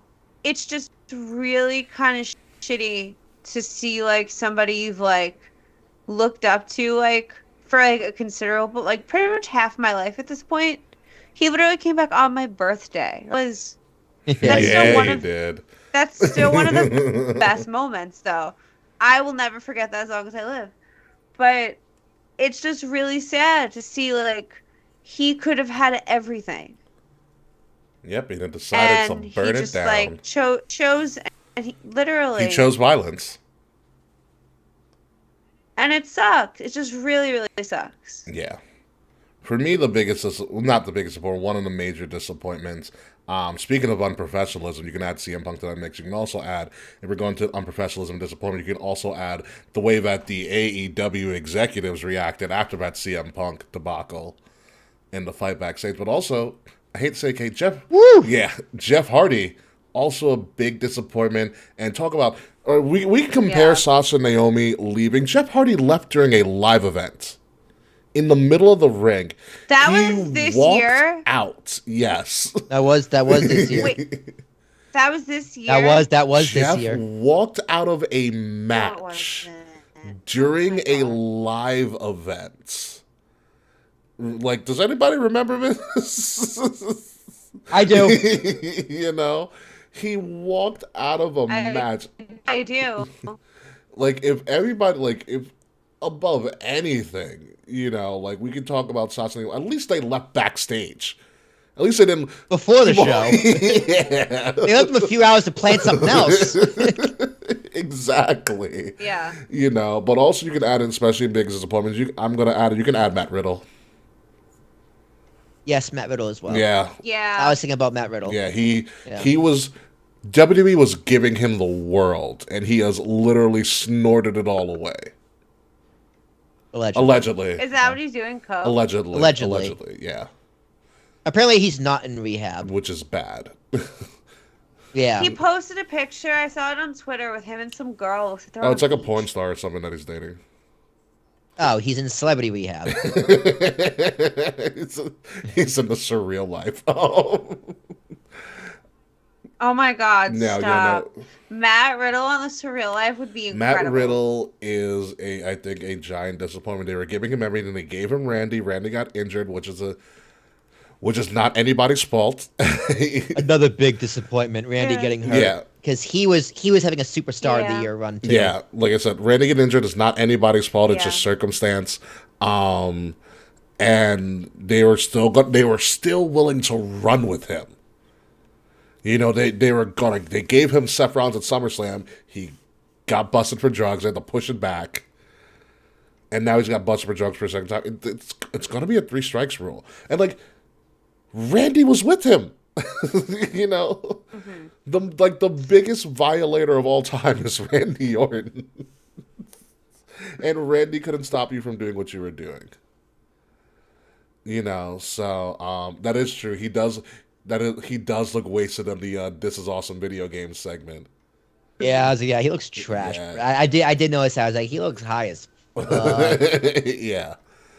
So it is a very, very big disappointment. We're gonna go from disappointments to bring it to positive here. Biggest surprise of the year.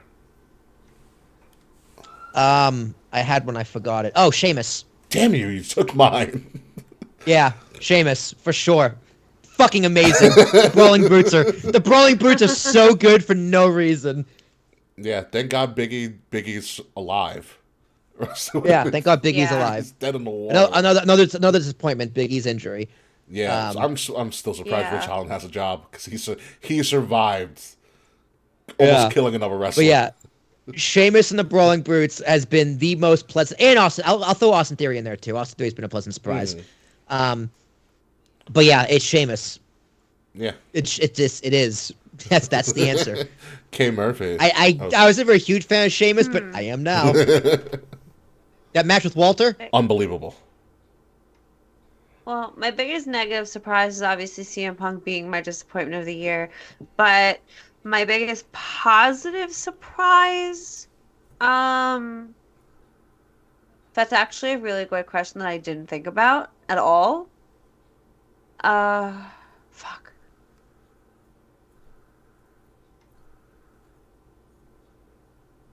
I don't really know. Really? Honestly. Yeah. So much of wrestling I don't remember. I guess probably the thing that surprised me the most was the positive reception the crowd has been giving Cody Rhodes since he left AEW. Yes, that's a good one too. The heroes welcome. Dude, I called it. Remember he was in AEW, like he was getting booed. I'm like, he's gonna go back to WWE, and we're gonna cheer him so hard. Dude, that's what happened. That's exactly what happened. That Mania pop was amazing. Yeah. Wild. Absolutely wild. And just the way that they produced his return. Like watching, like I was there, beautiful. But watching the way that they did it for you guys on television, I was like, holy fuck, that's beautiful. Like every camera angle, his logo was thrown out everywhere in that arena. Wrestling has more than one royal family. And when you heard that, and the whole crowd popped. Like also, Stone Cold Steve Austin wrestled. That's also true as well. That too. A no holds barred So match. did Vince A no McMahon. holds barred match, by the way. Yeah. Yeah. I mean, Stone Cold Steve Austin main evented Wrestle fucking Mania. And then he made a That is true. then he made a second surprise return the next night. Yeah. Oh. And Austin Theory. Logan Paul, a phenomenal surprise. That is, I will also add Logan Paul as well. Everybody, Logan Paul can wrestle, folks. Bad Bunny in the Royal Rumble. I would say Logan Loved Paul it. over Bad Bunny at this one. Logan Paul main evented a show with the biggest star in wrestling In Saudi Arabia. for his second think match, Bad for his Bunny- second real match. Well, third actually, my fault. Third. I think Bad Bunny would be doing if Bad Bunny had the time. I think he would definitely wrestle more. I mean, he just put out one of the best albums of the whole year. Like he's been touring and shit. Like Bad Bunny's fucking busy. Yeah, it's fine. Triple H Yeah. and Bad Bunny are like best bros. It's really fucking Yeah. funny. It is pretty funny. Like I think Bad Bunny flew into town or something to have lunch at Triple H, got back on his plane and went somewhere else. Yeah, went to go sing. I love that. Vince McMahon technically had a match, and then got stunned again. Austin Austin Theory had a better stunner. Took the worst stunner ever. Pat McAfee took a great stunner. Pat McAfee wrestling, number one. Pat McAfee That's was a great on commentary. Pat McAfee, great surprise. In the ring, Pat McAfee. Pat McAfee in general. I liked Pat McAfee for the first time this year. I made fun of him in all of 2021. Vince McMahon going on the Pat McAfee show. Also fantastic. That never. Vince does not do press. It's like Paul Heyman. Paul Heyman does not do press Yeah. either. Right. Yeah, Vince doing that was a big deal. This is probably less surprising to everyone else. It just sucked for me. But NXT UK like shutting down officially. It's a blessing. Kinda It's sucks. a blessing in disguise. I know. Although there's no more Trent because Trent went over was just- to AEW. Trent 7? You didn't know? No. Yeah, Trent was shown in the crowd. Shut up. Yes. Yeah, that happens. Yeah.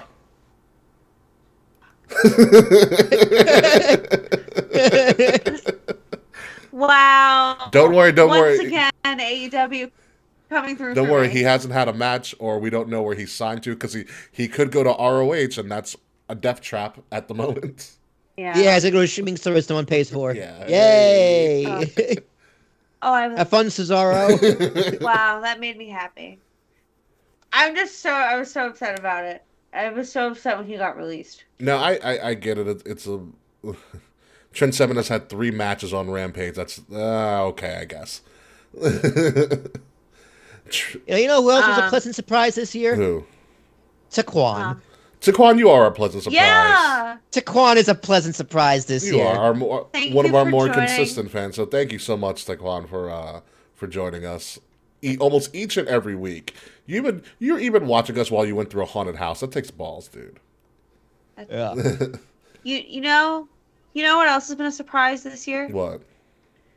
The lack of Slack interactions we've had. Ironically, I'll have to tell you this story on the post show, but me and Slack had a conversation today. It was actually kind of interesting. You and Slack did what today? We had a conversation today.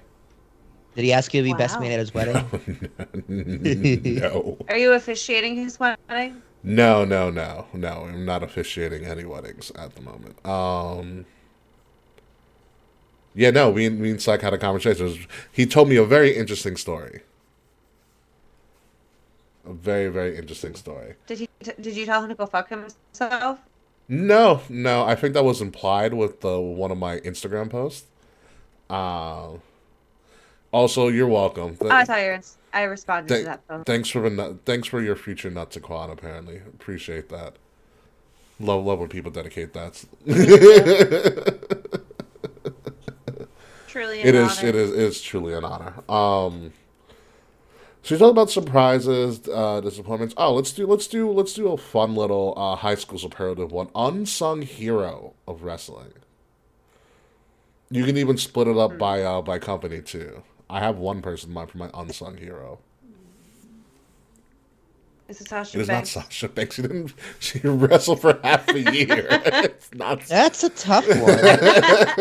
It's not unsung. It's not Sasha. Um, I should do an offshoot of this episode called the Sasha Awards. I would probably. Oh my god. Rhea Ripley is a good one. My WW. Excuse me. Rhea Ripley is Chad definitely my Gable's a good one WWE as pick. well. I think she's gonna be on fire. In 20... Dominic Mysterio. Dude, it's gotta be Dirty Dom, dude. that meme, that picture of Dom and Rhea still gets me dying laughing every single time. In fact, let me find it. I think I gotta laugh at I it. think It's so for funny. me, it's probably The Miz. We don't talk about The Miz enough, but he. Listen, You love me some Miz. The Miz helped Logan Paul get over. He's helping Johnny assimilate to the main roster, get him infused. He's helping out Dexter Lumis. He's now helping out Jonah. Ciampa's kind of maybe his fail, but The Miz got his nuts trending for almost half a year. Remember the whole tiny balls joke? That's right. Yeah, that was lame. He got a shirt out of it. He got a fucking he got a stupid. shirt out of it. But The Miz Fucking is probably a consistent, interesting story that he's always in. Almost all the time. It's actually kind of fucking wild. There it is. So I think it's The Miz. I think the unsung heroes in the in AEW in particular, probably the Acclaimed. Yeah, Yes. that's a good one too. 1,000%. Yeah, the The Acclaimed fucking rule. the scissoring champions that they are. But I would. Those are me, Dad. Yeah. I think in NXT is probably Andre. For me, it's Andre Chase because Andre Chase is fucking funny, formerly known as Harlem Bravado. He runs Chase U, the fake university of NXT, which is fucking great. So we have unsung heroes. Okay, so in particular, and I know this is a lot in WWE and also in AEW, but I know WWE released a video a couple of weeks ago about all of the returns. This past year in wrestling. 30 minutes long. It's a 30-minute video clip of everybody that's returned or debuted in WWE. Jesus. For the year, by the way. This is excluding Jonah, who just came back, or the biggest thick boy of all time, Bronson Reed. Thick boy season is in full effect, ladies and gentlemen. Ladies in particular. But...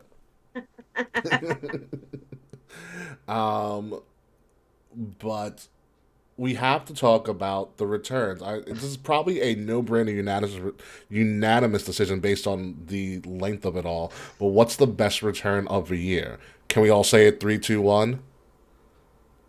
Bray Wyatt. Bray Wyatt, yes. Yeah, Bray Wyatt. I had to think about it for a second. Yeah, Bray Wyatt. Bray Wyatt with the QR codes, the months of clues. It was the wildest ride I've ever been on, and the payoff was the best thing I've ever seen. Although LA Knight's impression of him is Really good. It's really good. Yeah. It's like, it's the lights. I don't care! I will say, I do believe Uncle Howdy is Bo Dallas. I think so too. Yeah, I think Uncle Howdy is Bo Dallas, and I'm here for it. Who cares? I do like it, but yeah, I mean, you also have a couple of other interesting, prominent returns. Obviously, Dexter Lumis's one was very, very interesting. The Bailey return was interesting. Braun just showing up on Raw and running through people was also interesting as well. Johnny Gargano. I did not give a single fuck about that. Johnny Gargano just showing up like nothing announced. Like, hey guys. He's like, oh hey, and he showed up in Toronto too. I was like, you son of a bitch. Yeah, that was gag. Johnny Gargano showed up. Shotzi getting her tank back was a great return for me. Yeah. Yeah. Happy Tegan Knox can walk to the ring is also it's a good sight to see. Yeah, for now. Give her time. She'll learn. I loved Xavier Woods and Kofi Kingston. Well, Xavier Woods returning to NXT. Oh, you want to hear something funny? Well, I have to send you the picture. Xavier Woods and Kofi got the Triple H point. I did. I saw it. Like we finally got the point. It's so funny, dude. It's really funny. Like Also, one of the biggest Xavier surprises. Woods marking out for a fucking point. Yeah, also one of the biggest surprises of the year, which we kind of glossed over, which we almost forgot about. Dolph Ziggler was an NXT champion this year. Oh, Yes, he oh was. yeah, I forgot about that. Dolph Ziggler was NXT champion going into WrestleMania. Oh yeah, Taquan, by the way, your rival Jonathan got engaged. By the way, I forgot to tell you. Yeah, oh yeah, I did see that. Congratulations, Jonathan. He was great. He's great. Yeah, Dolph Ziggler was NXT champion, which is a huge surprise for everybody in that room when it happened. I laughed. We all I laughed. I laughed really loud. I'm still laughing on the inside. That motherfucker. I mean, motherfucking Dolph Ziggler still remains relevant somehow. Does he though? I feel like I either called or texted Will when Dolph Ziggler won. You did. I think you texted. I didn't believe you. You know what it is? Dolph Ziggler's, I think I've said this before, Dolph Ziggler is a great entry level person. Dolph Ziggler's the person you fight when you're an up and coming superstar. Yeah, dude, he's a good like end of round one boss. Pretty much, yeah. He's your Yeah. level one boss. That you have to like think of all the people he's had to like hype up. Theory, Corbin, Braun Breaker, which kind of failed because Braun Breaker's really dull outside of being a Steiner kid. But you know, whoever comes up and is new, and they have Dominic Mysterio for a little bit. They go up against Dolph Ziggler. Also, the OC returning was pretty interesting as well, especially with Carl that's Anderson right. being a current NJPW In champion. Japan. Or was, and the return of Mia Yim and leaving Keith Lee to suffer in AEW, also very funny, and also a great surprise as well. Yeah. Who else returned this There's- year? I feel like I'm forgetting so There many. there was a flood for a very very Hit Row came back. the hit row thing was very surprising. Yeah. Yeah. Oh, Will's former boo, Sarah Logan came back. Yeah, dude, her tits Sarah Logan's her like- tits were like out and huge. She's a mom now. I know. It looked like she's milking. This is Val. She goes by Valhalla now. Which is good. Love Who that. else? I'm gonna say, yeah, I think it's probably on the bigger returns. Also, we got biggest. LA Knight came back. LA Knight came back after. We will go to the next. Yeah. Week. But also we forgot about Yeah. another big surprise. Liv Morgan cashed in on Ronda Rousey, which at the time was a huge deal Oh my god! And Liv Morgan actually retained against. more than Yeah. once. That was God, what a forgotten title run. I forgot that happened. yeah. It was like 3 months It was ago. pretty recent. Yeah, I Yeah, know. she cashed in on the same day that she won, which I like. I like it, but I don't like it. Yeah, dude, they do that a lot with the women's Money in the Bank briefcase. Like, fuck, why do we have 2 of these? Let's cash in tonight. Who cares? I just found it very surprising that she cashed in on. I was like, wow, you're gonna have her cash in on Ronda? All right. Yeah, dude, Ronda needs to be a heel. Ronda still sucks, dude. Talk about biggest disappointment, Ronda Rousey. She's awful. She's better with Shayna. She's like most. If It's we have a most forgettable, it's like, oh yeah, Ronda Rousey. You know what Ronda reminds me of. I forgot she won the Rumble until I did my research today. You know what Ronda reminds. won the Rumble? Did she win the Rumble? Yes. She did win the Rumble. She did. She won. She did She win came the in at Rumble. 30. Fuck. Yeah. Because I was pissed. I forgot that she came in at like. I forgot she was. She was 30. Ronda reminds me of Roger Klotz. Her and Shayna. Like, remember Roger? Why would you say that? He was my favorite. But I mean, Absolutely I said not. reminds me, not is. She's No. clearly not green. She's nothing like Oh no, she's Roger. green, all right. Can't hit a DDT. Which I'm glad she came out on in public. I was like, yeah, I fucked that one up. Yeah, she's like, yeah, my bad, my Speaking bad. of biggest disappointments, Lacey Evans. Which Yeah, one? what's Say going which on with version. Yeah, which version? I don't know. I don't know. I know she was posted. Daughter, sister, mom, United States Marine. God, that was. You know what that was? That was a total. That was a total Vince move too. Yeah. And Triple H is like, yeah, no, we're not doing that. Triple H was just like, sorry we made you spill your whole life story, but that is what we call in the business scraps. I'm sorry. Your true story isn't interesting enough for TV. Sorry. Yeah, I know she recently got into some heat by the marks online because apparently she posted something that she thought was interesting, but apparently the video was talking about how processed food causes autism. Oh my god! And I was like, wow, I heard that's Stacey factually Evans. incorrect. I also heard. I saw this on Twitter, so I don't know how accurate it is, but I also heard that Lacey Evans doesn't believe in ADHD. And I'm That just comes like, from the oh, same. What? That comes from the same video. Oh, Ricky, we all know it's not processed food. It's clearly vaccines. Come on. I mean, come on, Lacey. Talk about being a fucking idiot.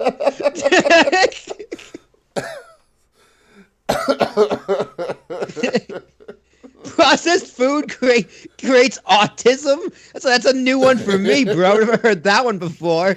And I've heard some pretty crazy shit on this internet we have over here. yeah. Yeah, it's oh my god, yeah. I mean, processed food will definitely kill you, but it's not going to make you artistic.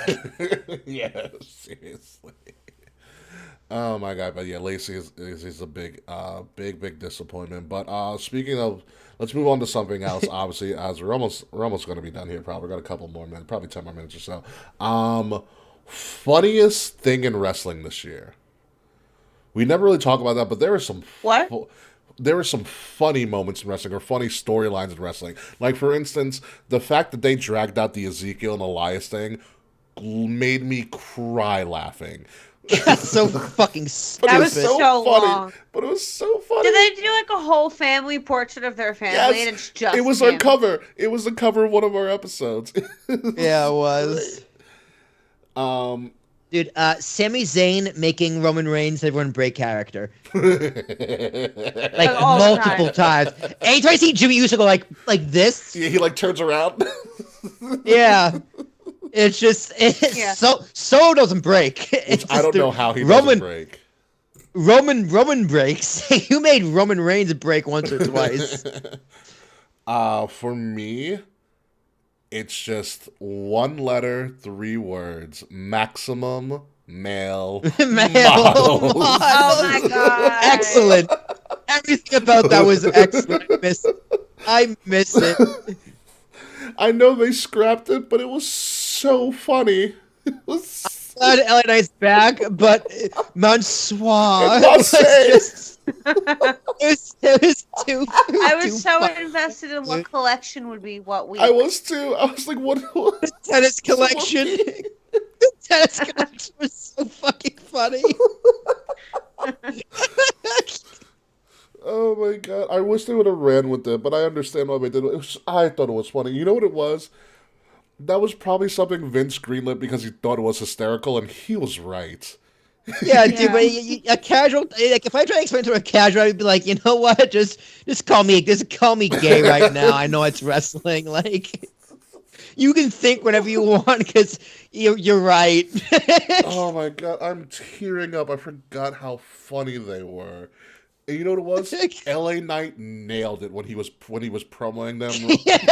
Yeah. It was Max Dupree. He did a great character. What made it great was that they had the website. They had the website. They had the website where you can send in your headshot. Oh my god! Talk about committed to the bit. He was. LA Knight is a very big unsung hero as well. That man was. I don't know if you know this, Kay, but apparently he's been the mocap person for the 2K video games.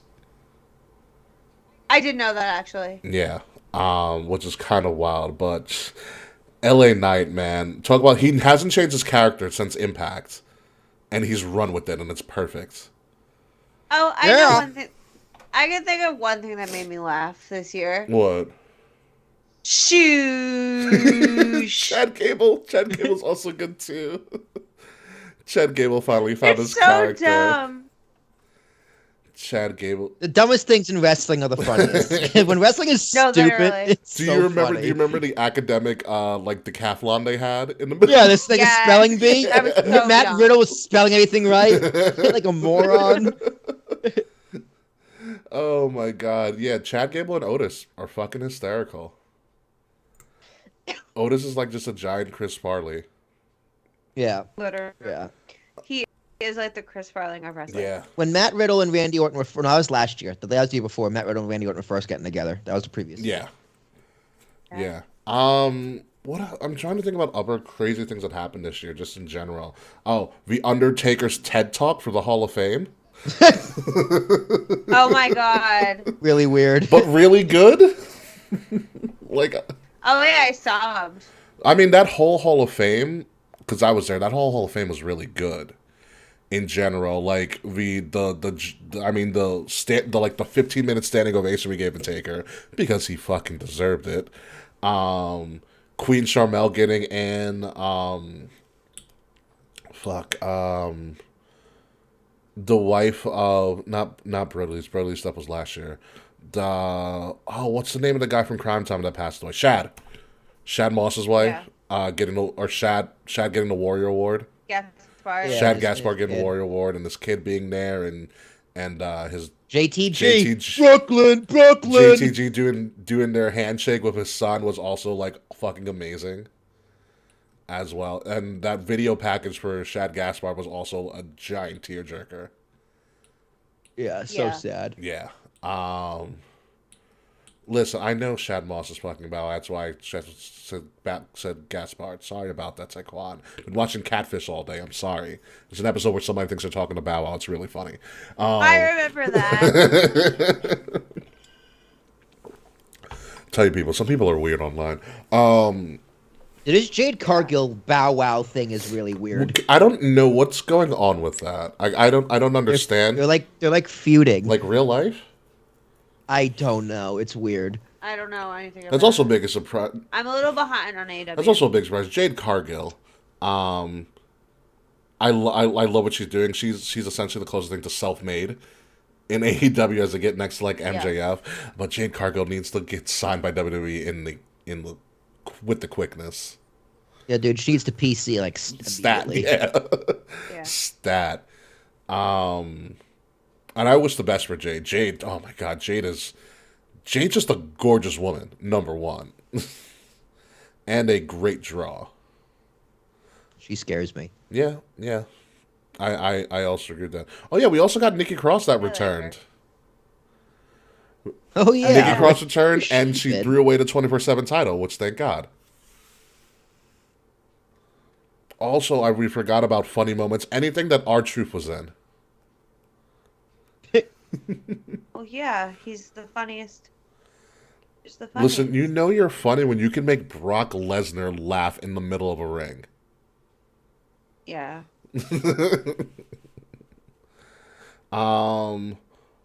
Also, one of the biggest surprises is Bobby Lashley almost becoming forever over.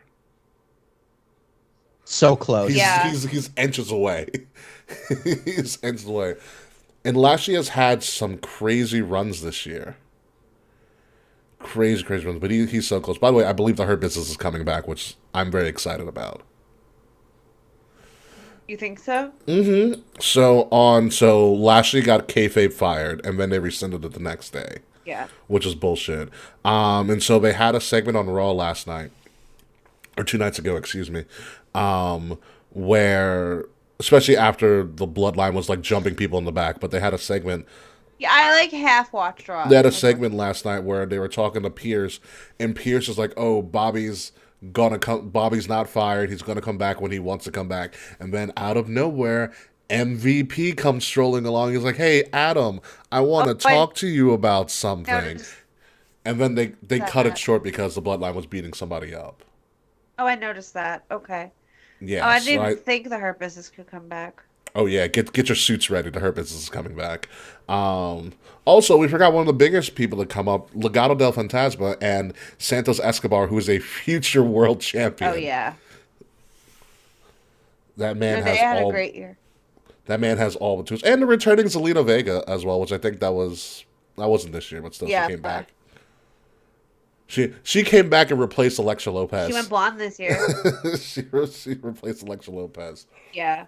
All right, so let's go to one final one, which is going to be very interesting. It's all based on your perspective, how you saw wrestling this year. Match of the year, because we got to talk about it.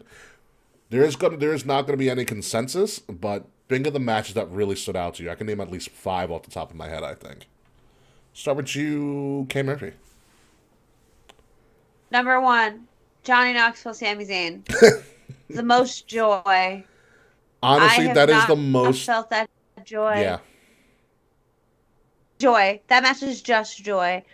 But other notable matches for me, which again, they're going to come up a million times.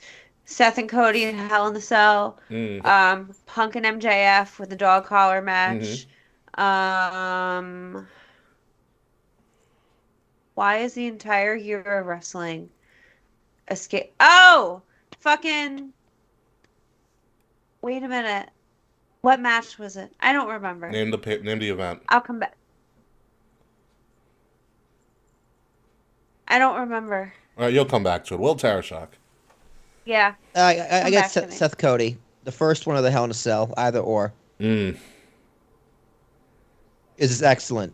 I also gotta go Logan Paul Roman. That was a great match as well. Walter Sheamus for sure. At Clash of the Castle. You guys, I'm not a huge fan of Walter. That either. was it. It's Gunther, but yes, Gunther Walter, same person. I get it. Sorry, Gunther. Yeah. But no, that Gunther Sheamus was unbelievable. Yeah, Roman Drew as well, same card. Also, that card might have been the card of the year. By the way. Yeah, that probably was card of the year. In Cardiff, nonetheless. Yeah. That Roman Drew match, I think is match. Actually, I take it back. That Roman Drew match, I think, is match of the year. You had a fake cash-in, which was brilliant use of celebrity. Yep. And you had the debut of Solo Sikoa as the next member of the Bloodline. Yep. Also, brilliant use of him. Phenomenal storytelling. Yeah. And I went into that match thinking there's not a goddamn chance Drew is winning. It is 0. I left that match going, fuck, he might actually win. He might actually win. I that final pinfall is just I think he's gonna win. And then Solo, and I was just oh, you bastard Triple H, you did it again. Brock Roman at SummerSlam as well. They finally put together the match that they needed. They finally put together a classic match. But Seth and Cody, both of them, absolutely phenomenal matches. Yeah. For me, I'm thinking Seth and Cody Hell in a Cell. I don't know how any person does a Hell... it's not the fact that Seth and Cody were in a Hell in a Cell. It's the fact Seth and Cody did Hell in a Cell, and Cody Rhodes blew out his pec. He essentially was wrestling with one arm. Yeah. And put on a masterful piece of work. You also have... Roman Seth is also a good one. Roman Seth is good. Because that's when Seth came out of the Shield gear, right? Yes. Seth's such an asshole. So good, dude. It was I laughed so hard. I loved it. I marked the fuck out, high as fuck eating pizza. Like you said, Brock. I have. You do. What is it, K. This is just a personal favorite. Jeff and Darby on Dynamite. That's a good one. Okay. When I went. Yeah, for me, also, I don't want to forget Becky and Bianca at WrestleMania. Slapped. Absolutely slapped. They would have been the most talked about thing for that first night until Cody came back. Stone Cold. And Stone Cold. Yeah. And Stone Cold again. Don't say any match with Tyrus. Damn you, Taquan. Don't talk about the NWA champion like that. Also, Becky Bianca at Mania. Not Mania, at SummerSlam. Also a great fucking match as well. Gunther Sheamus blew my mind. Yeah. Blew my mind. I watched that match 3 times that weekend. Yeah. Like that made Sheamus a star again. You can also think of Yeah. here's one that we didn't talk about: the Extreme Rules opener between the Brawling Brutes. I forgot who they faced in the Donnybrook match. Oh my God, you're right. I forgot Who about did that they match. face? It wasn't Judgment Day. No, That might have been the Usos. it was Imperium. It was Hold on, Brawling I'll Brutes Imperium. Thank you, check. Taekwon. Brawling Imperium. Brutes versus Imperium. That match was unbelievable. And that started the show. It did. Yeah. Oh my God. There was a lot of good NXT matches. Braun versus Ilya Dragunov and JD McDonough was also a good match as well. Just Seth and Riddle at Clash. Oh, New Day and the Usos, obviously. Of course, New Day and the Usos because The Usos had a really good tag team match with someone else too, but I forget who it was. Street Profits. Yes. Yes. The Money in the Bank. The Money in the Bank At match. SummerSlam. Yeah, it was Money in the Bank or whatever it yeah. was. Yes, that match was excellent. Yeah. And then Street Profits got delayed for a little bit because Montez got injured, but he came back and he looked so much bigger. Yo, Yeah. dude. Fucking Yo. I love them so much. I just want to hang out with Montez Ford one day. Yeah. For real. The weekends. Yeah, just a weekend. That's all. That's all I can handle, Montez. I only need one. I'll never be the same again. I just wonder how her and Bianca how him and Bianca functioned. It's like they're like, Very aggressive sex. because like, It is the most athletic butt fucking ever. so you want to hear something crazy? Here's a funny Bianca fact that I heard. So apparently, Bianca pegs him. when they did the Saudi show in the fall, and they were getting transported to the arena or what have you, Bianca was doing she was making her gear on the bus. Jesus. Like, I believe she it. makes, like, when she said when she gets anxiety, her way to cope is to make clothes. Yeah, she makes a big it makes a gear. She's like, oh shit, I didn't finish the arm. It's gonna kill me over here. Yeah. But that's all. She's just crazy talented. And was number 2 in a bodybuilding contest throughout her like strict WWE schedule. Yeah, who the fuck was number 1? She's huge right now. Yeah. Like, good lord. Yeah, I don't think I remember any other matches of the year that really, really blew my mind. But overall, let's do one final question. There's a lot of shit that happened, and we covered a lot of the big stories. It was a great year in wrestling this year. I'm very happy. It was. I'm very happy with the way wrestling turned out this year. But one final thing, and one thing only. What is the one thing, Will Tarashok, that the year 2022 in professional wrestling will be known for? Oh, Vince McMahon stepping down. Yeah. This is the year Vince left WWE until next year when he comes back. And he buys Ring of Honor. He buys Ring of Oh my Honor. God. Yeah, no, like this year is known as the end of the era. It's a completely new world of wrestling.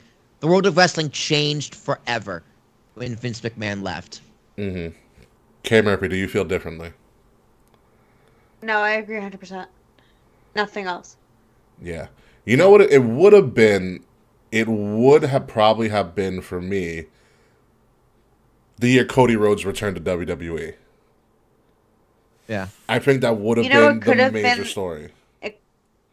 If Cody didn't get hurt and Vince didn't step down, it very well could have been that year. Yeah. I think it would have been the Cody year, but I think Will is 100% correct here. It's the fact that Vince McMahon, for whatever reason you want to say, finally stepped down and gave the reins to somebody else. You can say what you want about Vince from a personal perspective, from a business perspective. In my lifetime, I will probably never see a better businessman. Hands down. Like, No, he is one of the best businessmen of all time. yeah. The deals he made the competition he put out of business, The innovation the that lawsuits he's avoided, the the jail time he's avoided. the level of innovation, he was foreseeing things that nobody was thinking about decades ahead. Hey man, every great man falls to pussy. That's just how it Yeah, is. you ever die a hero, live long enough to become the villain. Like, dude, it's something had to bring him down, and naturally, it's fucking women. And the money that he was paying people off for. You know? That too. I mean, don't get me wrong. Extortion kind of has something to do with it a little bit, I guess. You know, but it's... He did, and he kept Snooker free. That's a good point to Quan. He didn't keep himself out of jail. He kept other people out of jail. Yeah, he did. He survived the Benoit scandal, but god damn it, you pay for some pussy and forget about He it. survived a lot of stuff. It's also because it's one of those things where, like, he's one of the last people to, like, especially from a business perspective, because a lot of times businesses are just dropped from another generation to another generation, kind of like the royal family. But it's like he worked his way from the ground up and built WWE from the ground. Like, if WrestleMania 1 fails from a financial standpoint, we get nothing. Like, he did take the reins off his dad, but his dad doesn't necessarily have like a successful company. Yeah, no. Well, because he was part of, like, his dad was built on respecting the indies, and Vince was like, nah, we're just going to buy them all out. Fuck that. We're going to buy them and sign this Terry Bollea character, so hopefully that's going to work. You know, because Vince was like, yo, cable TV is about to blow up, and we need to be at the forefront of it. And he was and right. Dude, Vince McMahon he has his vision. He's just always had the foresight to know what's coming next. You know, and... in terms of the industry. Yeah, and yes. Not always in terms of creative, but in terms of the industry. Yeah, creative aside, and if you talk to anybody worth a damn, they always talk about their relationship with Vince McMahon. Their dad. You know, for better or for worse. And they're really creepy, touchy, handsy dad. And it's a shame, because whenever you hear, like, Vince news, you never hear about, it's always literally something negative. That's also kind of a stigma that he gave himself when he came out as Mr. McMahon, the character. Yeah. And the problem is, we never forgot about Mr. McMahon, the character, and we thought that was actually him in real life, and that's not always the case. You know? Yeah. Is he kooky? But if you talk to, like, even, like, a Styles, like, he's hard, but if you show him your worth, he'll, like, here's the thing, Vince McMahon will give you a shot. Yeah. And then it's up to you after that. Might not like the shot, but he'll give it to you. Yeah, he'll give it to you. Like, what is it? Like, even John Cena talks about, like, when John Cena first debuted, he went to Vince, always like, I hate the hair. And then threw him out the angle, and, like, it was horrible, but he found a way to stick around. Or, like, the story about Xavier Woods saying, like, if a New Day doesn't work, you can send me back to NXT. Yeah. You know, Vince McMahon respects somebody who's going to bet on himself, because Vince McMahon also bet on himself. Brett forgave Vince before Goldberg. It's also true. Yo, Brett still doesn't forgive Goldberg. Like, apparently Goldberg is trying to, like, reach out to Brett and, like, apologize, and Brett's just like, fuck you. You know, but it's one of those things that we're never going to see another Vince character again, because there's no one that really operates like that. Yeah. You know, No. Trips does not operate like that, and, you know, it's each way I think is going to be successful, because I think Triple H is the best successor to Vince that you can get, because he's a wrestler, he's been in the business, he's seen every side of it, and even though Triple H might not be well with managing money, that's what you got Tony Khan for. Not Tony Khan, you know, Nick Khan. whatever, Nick the Khans, Khan. yeah. You don't. Tony Khan can do coke. You got what you got Nick Khan for. Because Nick Khan's going to get you money, and he's proven that already. He's really good at it. Although he doesn't like that Triple H is spending it on talent. Whatever. And then for all your philanthropic work, Stephanie, it's a great three-headed monster that they have. It really is. If they all stay in their lane, Triple H creative, Steph PR, and philanthropy. Nick handles the money. Nick Khan, just make the money. Yeah. Make me money. Make me money, Nick. Yeah. It works, but I'm gonna miss the days that when Vince was around, just because you never knew what the fuck Vince was gonna do. But put Vince up against the wall, and he always delivered. Yeah. You know, I love. my only Vince disappointment is McMahon. that he didn't get the send off that we probably all wanted Vince to get. Yeah. You know, it's gonna be weird, and hopefully before he passes away, he gets that proper send off. Well, here's the thing, dude. I don't think he wants that send off. That also might Vince. That's one of the things Vince always hated the spotlight on him. He wanted to die. He wanted to die in charge. Like, he wanted to work himself to the grave. He tried. He got close. Close Do enough. you think that they might do something for him at the Hall of Fame? When he's dead. Yeah. Yeah. He would. He Remember, he's still majority shareholder on the board. Remember that. Yeah. He won't. That's true. Yeah. I don't think he'd accept anything if he was alive for the Hall of Fame. Yeah. But I think that's just a Vince McMahon thing. Yeah. You know. Which, fair enough, man. I respect it. Also, can you picture Vince with a live mic? Not again. Just think about that. Like, you're like, Vince, here's your Hall of Fame speech. Say whatever you want. Whatever. Are you sure?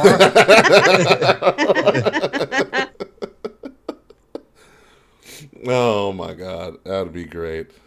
Absolutely great. But anyway, let's wrap this up since we are pretty much done in this year 2022. Great year of wrestling. Great time podcasting, you guys. Highs and lows. We've had a lot of epic arguments, a lot of funny times, and hopefully we're going to take a little bit of a break for the little holiday season. People have traveling to do, gifts to give out, things of that nature. And then we're going to come back in 2023 at some point because we're going to start getting ready for the Royal Rumble and talk a little bit about Wrestle Kingdom. I'm gone for 2 weeks. I'm not here the week after either. Ooh, very fancy. Kay, will you be? Where will you be? I will not. So the 28th, I will not be here, but the following Wednesday, I think I'll be here. Let me double check. Really quick. So do you want? Yeah, next week is 28th. We're taking off. And weekend after that, the 4th, I'm not here. Yeah. So Kay, you want to open up a new year on the 4th? The 4th, I'm here. So me and you, Kay. Huh? Yay! 4th, I will be here. Yay! Next week, I will be on Long Island doing a Christmas thing with Oh, some of my friends. Come visit. I'll be off. If you're around. Yeah. I'm gonna be like all over the place, like over the next week. Like I'm going to Jersey for Christmas. Ew. Overseeing my parents. Yeah, well, their family's New Jersey.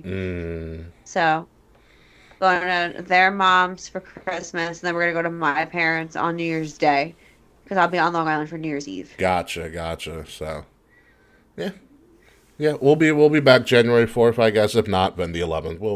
We'll figure it out as we get there. But yeah, for one final time, Will, hit me with that music.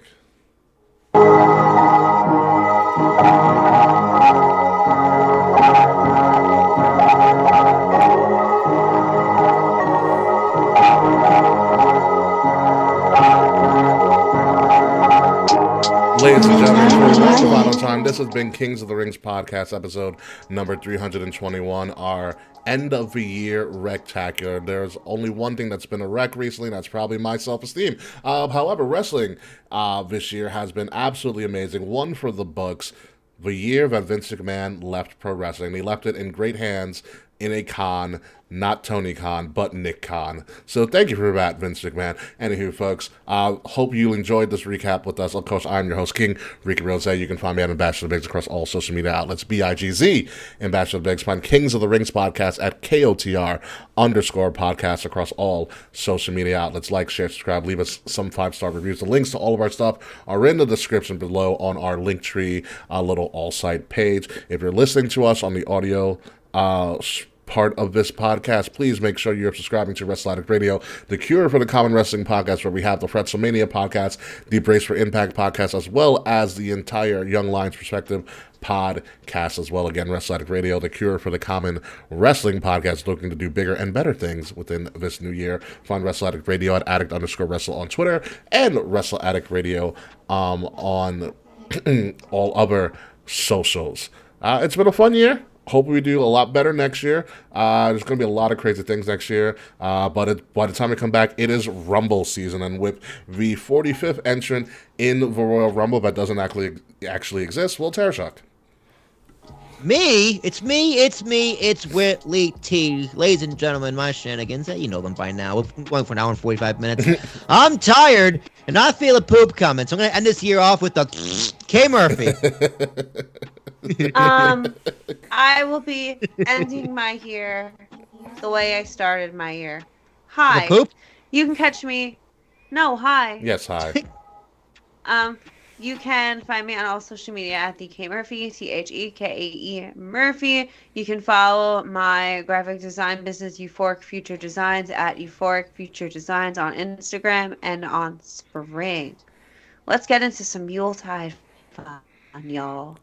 Yes, it's getting to some Yuletide fun. Drink the merry night away.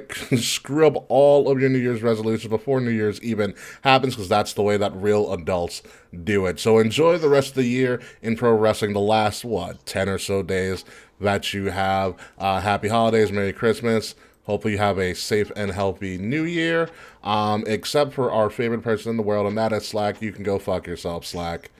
Happy holidays, but go to hell. So, yeah, let's get out of here. Post-show. See you, folks. Happy New Year.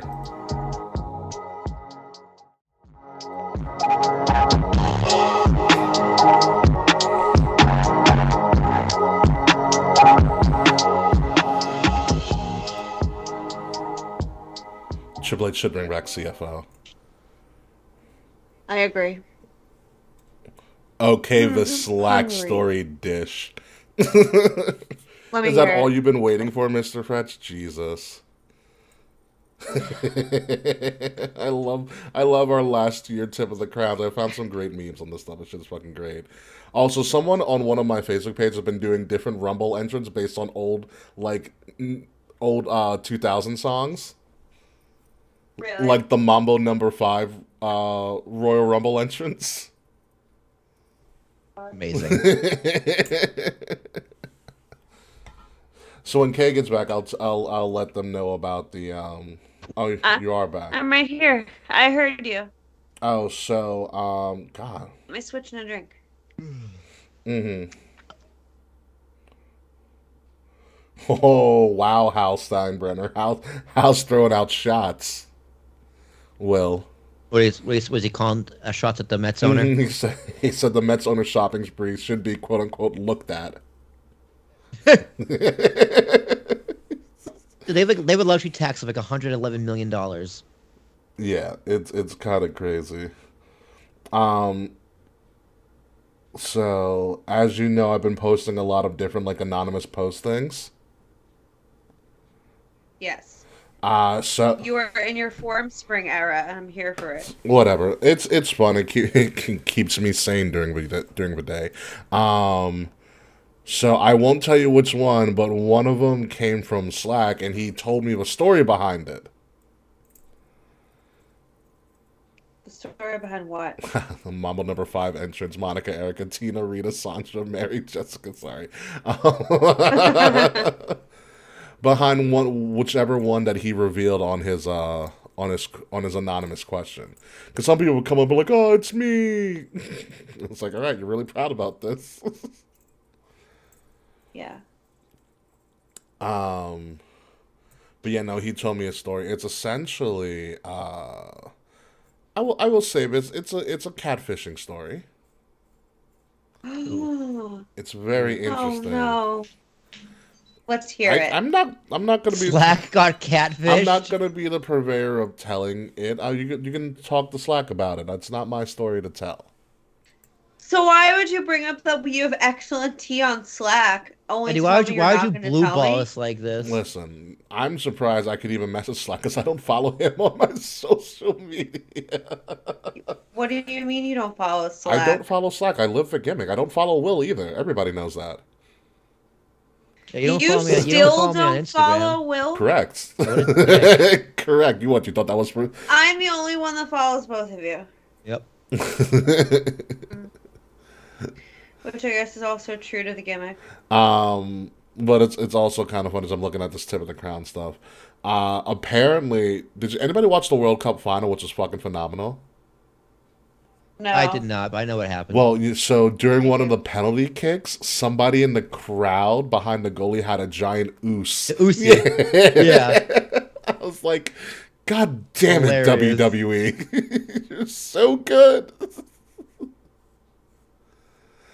Oh my goodness. That was honestly I don't watch soccer like that, but that was amazing. But Will, are you ready for in 4 years to do the World Cup in America? I guess. Just go for It's the gonna be experience. here. It's in Yeah, it's gonna be here. No. It's Canada, U.S., Canada, and Mexico. so there. It's like half of the stadiums are on the eastern seaboard. Yeah, and the finals of it so far. They haven't named what stadium the finals going to be at yet. I would assume SoFi because they have the best looking arena, can fit the most people. But also Dallas is in there as well. Yeah, 'cause it's huge. Yeah, dude, it's a beautiful arena. I'm not gonna lie, it's fucking amazing. Um, but yeah, no, it is pretty crazy. What else has been going on? People have been sending me shit.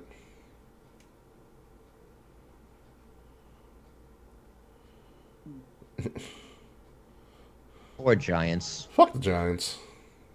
It's so No one funny. wants to go to their hitter's ballpark. No, I mean their pitcher's ballpark. No one wants to go. Correa, how do you feel physical? Here's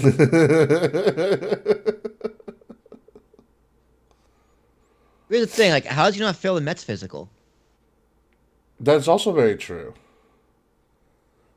Like, if he failed the Giants physical, is he gonna fail the Mets I one? wonder Like, what were they concerned about? You know what I mean? yeah, that couldn't be fixed. You're only gonna pay him $350 million. Like, you can't just like wait a few weeks to fix the issue. Seriously. Yeah, like I Unless like an undisclosed injury. but which is a typical Mets move. You're injured? $500 million. Welcome. Oh man. I will tell you this, that Subway series this year or next year is going to be phenomenal. Like I cannot wait. K-Murph, are you ordering something or are you like No, I have my Switch. gotcha. I ordered dinner before the show, so like I don't want to DoorDash twice in a day. Mm, So like understandable. I want food, but I don't know what I want. Oh, well, by the way, I've almost been through my first month of Butcher Box. One, it's a lot of fucking food. It's a lot of meat. Yeah, I But bet. two, all fucking amazing. I bet they only give you meat, It's right? just meat. But like, you want to hear me? Like buy veggies. What's up? Yeah, like buy veggies. Yeah, I just buy produce, which saves a crap ton of money. Like, do you want to hear the meat selection I can choose from for next month? Because I think that's gonna come. Yes. Yeah, I might change it. I might not. I don't know yet. But I'll tell you what the different cuts are that we have coming up. Yeah, I'm invested in your Butcher Box experience. Tell you gotta come over, okay, and Yeah. show you the glory of air frying. Yes, when my work schedule and I'm like confirmed when my schedule is getting more normal, I will let you know. Oh. Because right now it's a shit show. Yeah. And so as always, in every box for the next year, I get 2 free ribeyes. 2 10-ounce ribeyes are free. That's always going to be a constant in any for the next year. Okay, we live. Yeah. So, but I can choose from. Let's go through the beef right now. So I can get a pound of sirloin tips if I was making like a stew or something. Okay, Two good. 1-pound packs of ground beef. 6 5.3 ounce burgers. 2 1-pound bags of ground sirloin. I can also get chuck roast. 4 6-ounce flat iron steaks. I can get top sirloin steaks. The ribeyes also as well. If I wanted more ribeyes, I can do that as well. Beef brisket, 2.75 pounds of beef brisket, 2 10-ounce New York strip steaks, sirloin cap, or tenderloin, 16 ounces of tenderloin tips. That's just in the beef. In the chicken, I can literally buy a whole chicken. I can get a whole chicken, boneless, skinless chicken breast, chicken tenders, boneless, skinless chicken thighs, which I might switch from my bone-in chicken thighs, chicken drumsticks, which is like apparently 3 pounds of thighs, 3 pounds of drumsticks, 3 pounds of wings, if you want to do party wings, ground chicken. In the pork section, I can have ground pork, St. Louis ribs, baby back ribs, breakfast sausage, center cut pork loin roast, boneless pork chops, which I was having this week, phenomenal, pork tenderloin, 1 14-ounce pork tenderloin, pork sirloin roast, 2 pounds of ground Italian sausage, pork butt, bone-in pork butt or boneless pork butt, bacon that they have, or tender belly bacon as well as an option. And then there's seafood as well, K. Murphy. We have wild Alaskan sockeye salmon, the 2-pound pack of that, scallops, salmon burgers, which I'm somewhat intrigued by. That sounds. Salmon burgers are good. I might have to try that. There's cod, cold smoked sliced salmon, which sounds phenomenal, and also raw wild cut U.S. Gulf shrimp. So a pound of shrimp. And then there's even more stuff that's uncategorized, like ground bison, uncured beef and pork hot dogs, mild Italian chicken sausage, apple chicken sausage, and pot roast as well. And I get to pick 6 of these a month. That's so exciting. What are you gonna pick? Right now, I mean, I like to keep it basic. So in my last one, I had the salmon, which I have not opened yet. It's 2 pounds of salmon, so that's gonna last a while. I got the salmon, the boneless pork chops, the bone-in chicken thighs, the chicken drumsticks, the 2 New York strip steaks, because why the fuck not? The top sirloin steaks, and then obviously the ribeyes. So I'm probably going to keep my steaks the same. I might change up my chicken a little bit.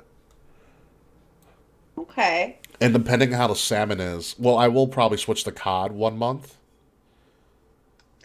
Bless you. And then I might switch it up and do salmon burgers. That is very intriguing to me. I think it's awesome that you're experimenting with all these different meats and shit. Yeah, and they're all like wild caught or grass fed, so they're very natural. Yeah. Or humanely raised pork, which thank you. Kosher. Yeah.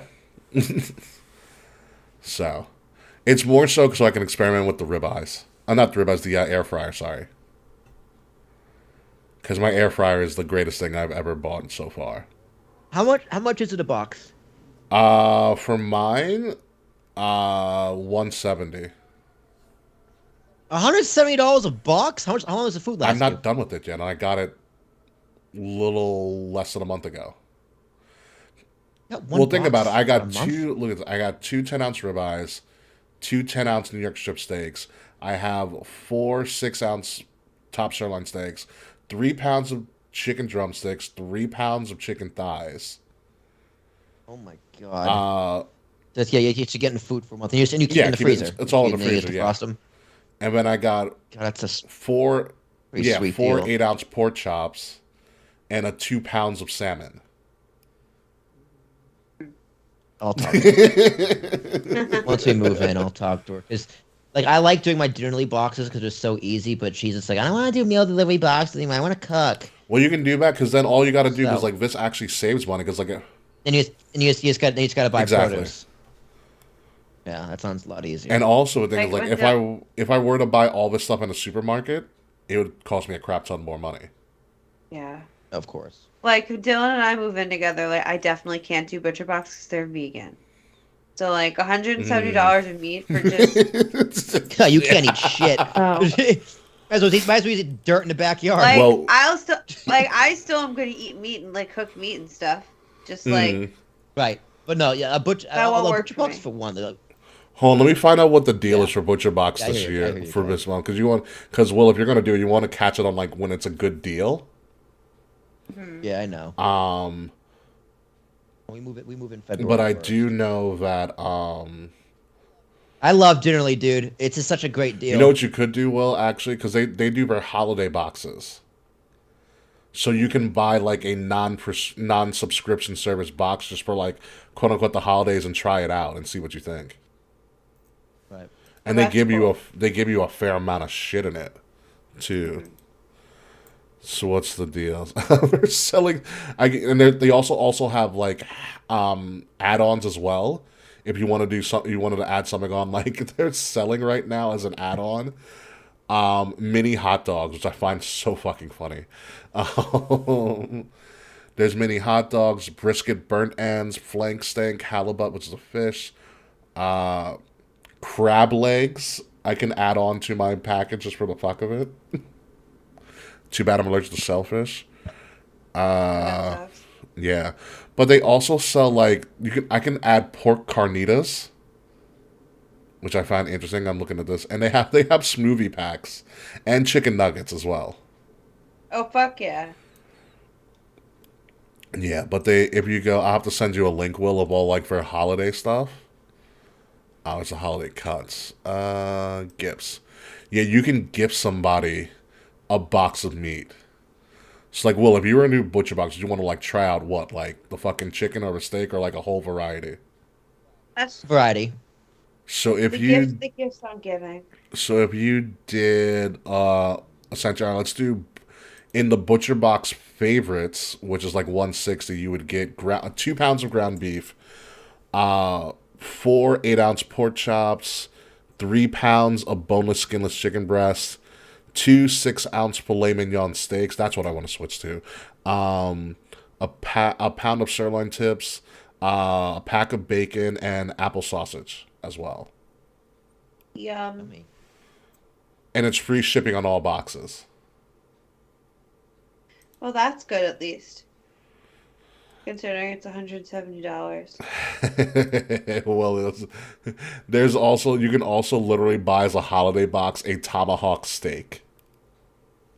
Of course you can. That's the whole box. The whole box is just here's your steak and a giant bone, asshole. Pretty much. There's a brunch box, which I did not see. A brunch box? It's bacon, sausage, and smoked salmon. Oh, that slaps. It's really funny. Or you can do what's it? I swear if I Go ahead. subscribe and get a fucking brunch box. Or you might want to do the variety box, Will, which is actually pretty good. The variety box.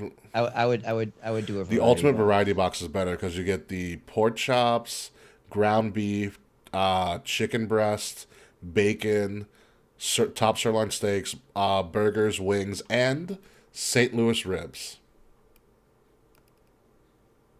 You like ribs. I did. I was out on the island. I was out in Hempstead getting my hair cut. And I did stop by Famous Dave's because I was like, I fucking have to. I haven't had famous I wish there was a Dave's in Famous years. Dave's near me. There was a Okay, so we had a Bugaboo Creek Steakhouse in Massachusetts, which I don't know if you guys I do know what that not. is, but it's incredible. The Bugaboo Creek was like Outback, but like a little more themed. More So themed think of, than like- Outback. Think of Outback Steakhouse, but the Pacific Northwest. It sounds like Boulder Creek. It sounds like Yeah, like they had a giant Boulder Creek. they had Steakhouse. a giant animatronic moose head on the wall that talked. Interesting. But it was like that Outback Steakhouse kind of type of Okay. food.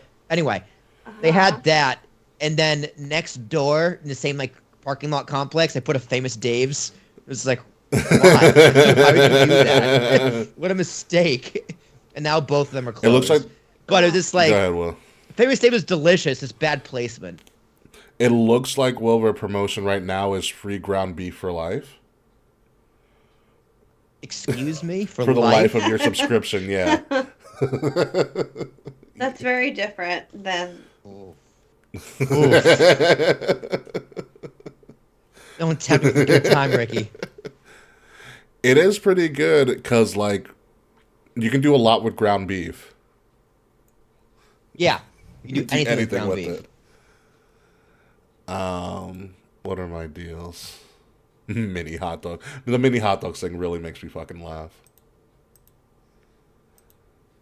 But yeah, butcher boxes so far so good. I need to switch up my box actually. See what the fuck I want to do with this.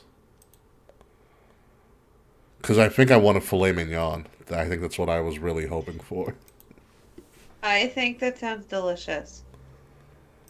Are we not here, filet mignon? God damn it. Whatever. Flat iron, ribeye, burger, ground beef, blah, blah, blah.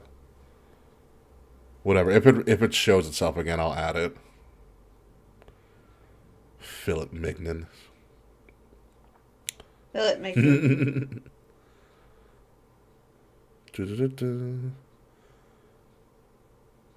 Yeah, no, I'll definitely add it another time. Oh my god. Wow, the Worksford. Yes, it did, Mr. Frets. Okay, should we have Mr. Frets on for the beginning of the year since Will won't be around? Fuck yeah, Mr. Fretz, do you want to come on the show? Do you have time? Mr. Frets always wants to come on the show. Frets is always He's always welcome on the show as well. The fuck happened?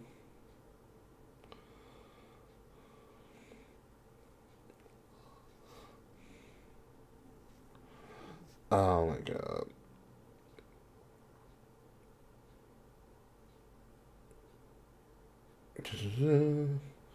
Is there anything going on in AEW tonight? It's like the one time we actually didn't talk about what was going on the actual show. I don't know. I know Winter is Coming happened again. Apparently it just finished. From what I got from Bleacher Report, Jamie Hayter retained her title. And Ricky Starks called out Jericho. And I heard that what's his face? Stokely Hathaway called someone a raggedy ass bitch. I love Stokely Hathaway, aka Malcolm Bivens. He was a great loss for WWE because I don't know who he's fantastic. I agree. I don't know who he called a raggedy ass bitch, but someone in AEW was a raggedy ass bitch. Honestly, knowing with Stokely, it could be anybody. Yeah. To be completely honest with you, it could be absolutely anybody. Like I just don't know. Oh my god. Oos. I fucking love this. Oosy. Oh my god. Should we create a new shirt for slacking? We give Slack a shirt that says honorary Slack. Honorary Slack. No. No, he doesn't get a shirt. Why would we profit off of slackery? Why wouldn't we profit off of slackery? I don't know. I don't like it. Honorary Slack. Yeah, no. By the way, Kay, how's your euphoric designs going? I haven't looked at it lately. Are you running out of ideas? No, it's just like I've been really busy with like work and stuff lately, so I haven't had the energy to like focus on it the way I want to. So right now we're in a lull, which is fine because like it's going the way it's going, basically. Oh, by the way, I checked out the hat studio because we can do hats now, including beanies. Ooh, yeah, I do want a new beanie. So not all of our logos are able to be put on a hat because they stitch in the stuff, and a lot of our logos aren't like. Right, it's not basic. It's too like not basic enough. Yeah, it's not solid enough colors. Cause our Wrestle Addict Radio logo is kind of like the gradient of gray, because it has like that little like shine part to it. So you kind of fuck it up. So like, my logos work because they're basically just like white. The old school KOTR one, like when we first revamped the logo, that one works. Okay. So you're welcome, K Murphy. You can get a hat. Yay! When I make it the new one, kind of doesn't work. I have to relook at it again. Some of your older logos, K, would work. Like an HBIC beanie would work. Because it's a solid. Yeah. So when we're thinking about doing hat designs, you got to think about that. Yeah.